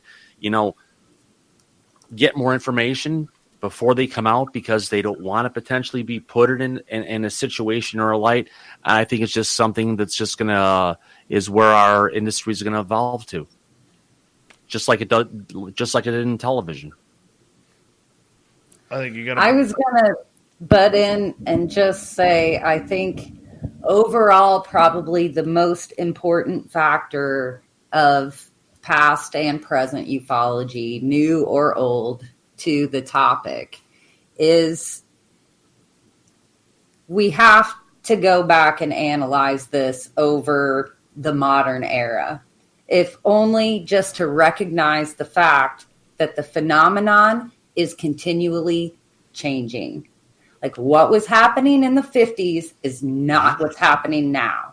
There is an evolution that coincides with our own collective subconscious conscious that drives this phenomenon, or it's at least an ebb and tide of influence. And without the people with 30, 40, 50, 20 years in, we don't recognize those patterns. We don't see how the cigar craft of the 50s and 60s is now today's tic-tac. Like, we need that bridge. But what if we still have both? We probably do. Tic-tac is just a different model of something else. And, everyone thinks that these are utilitarian-based crafts. So there's got to be a purpose for it. Just figure it out. Just like, beans used to appear to people wearing little space helmets. Well, back if you go back, the gray came about in the 60s. We've seen this evolution of the type. Look at the old cave paintings, so, Nicole, where they have so many aliens wearing like space helmets and spacesuits and everything. Right. And we're going back thousands of years. They used to say, "Hey, we're from Venus." Hey, we're from Mars. And then as soon as we learned about Venus and Mars, like the phenomenon started saying, "Oh, we're from Alpha Centauri." So. But don't forget evolved. Too, if you go back 400, 500, 600 years, people are also seeing UFOs shaped as sail ships up in the sky. Right. Which makes things even like more interesting. Wooden crafts in the sky, yes. Well, it was wooden because that's what they understood at the time. Mm-hmm. They couldn't figure out another way to make it beyond what they can understand, what we call a cargo cult. Or does and I think there was reports that they're from the moon then. So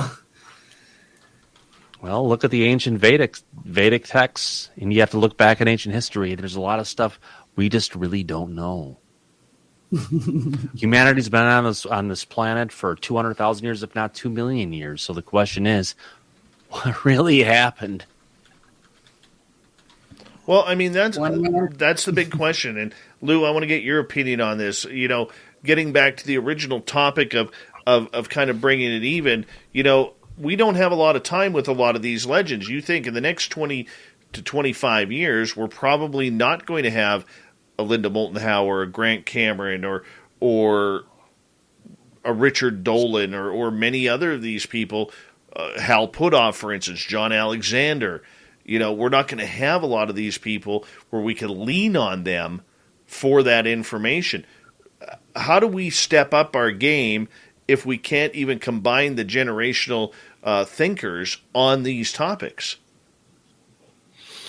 Well, I think with anything, there's always this fear that there'll never be anybody to step up and take the place or carry on research or continue to do work. We've got really great researchers that have acknowledged the past and are doing really great stuff that I think will be around for a long time, like John Greenwald or,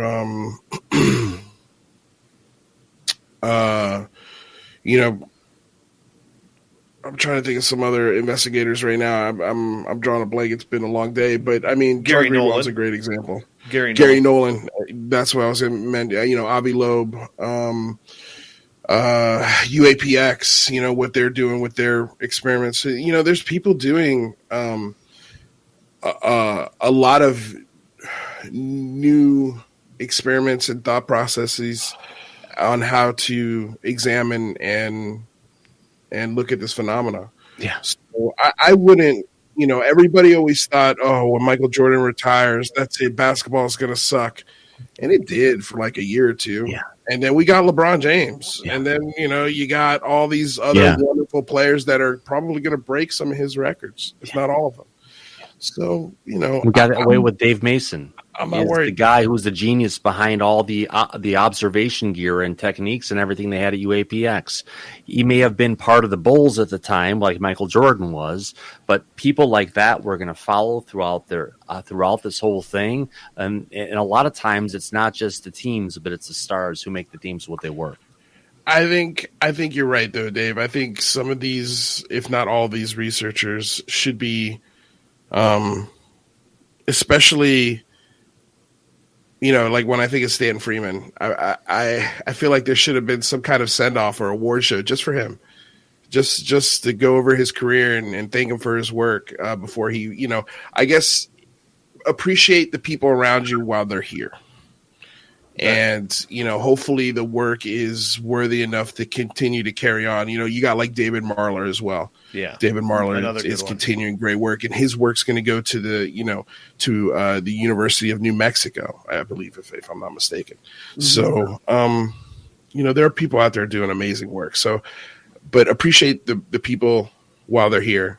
And that's a good place to end it right there, my friend. Let's say thank you to our panel tonight. Luis Jimenez from the Unidentified Celebrity Review. We got Bree Thin Lizzie Borden from After Hours and our TikTok channel on Spaced Out Radio. Researcher and author Nicole Sackage. Thomas Fessler from Disclosure tonight. And from earlier on, Science Bob McGuire. Yeah, we love Science Bob around here. We really do. It's always a pleasure to do the final month of the Round Table, where we kind of get into some great discussion and great debate. If you missed any, you'll have to check out our archives on our YouTube channel or on any of our podcast formats, because it will be on both. And what a great show. Thank you, panel, for a wonderful and amazing Round Table tonight, because it just made for some great, entertaining radio. We got Mr. Ron Bumblefoot Thal rocking in the background with Little Brother is Watching. Bumblefoot is the official music of Spaced Out Radio, rocking us in and out of every single show. Get your horns up for the guitar god himself. Special thanks to everybody listening in at home, at work, in your cars, wherever you may be. Thank you to everyone in our chat rooms tonight. YouTube, Twitch, LGAB, Revolution Radio, Spreaker, Facebook, the Space Travelers Club, and on Twitter at hashtag Spaced Out Radio.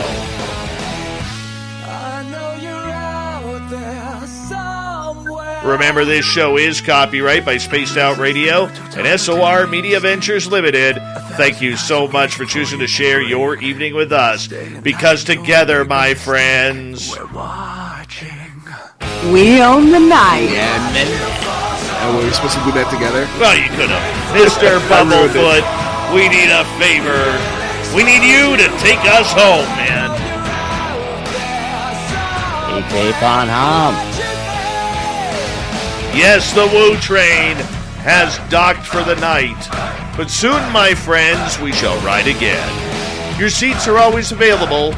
Your tickets never expire. And if you want to bring a friend, we got room for them too. Good night.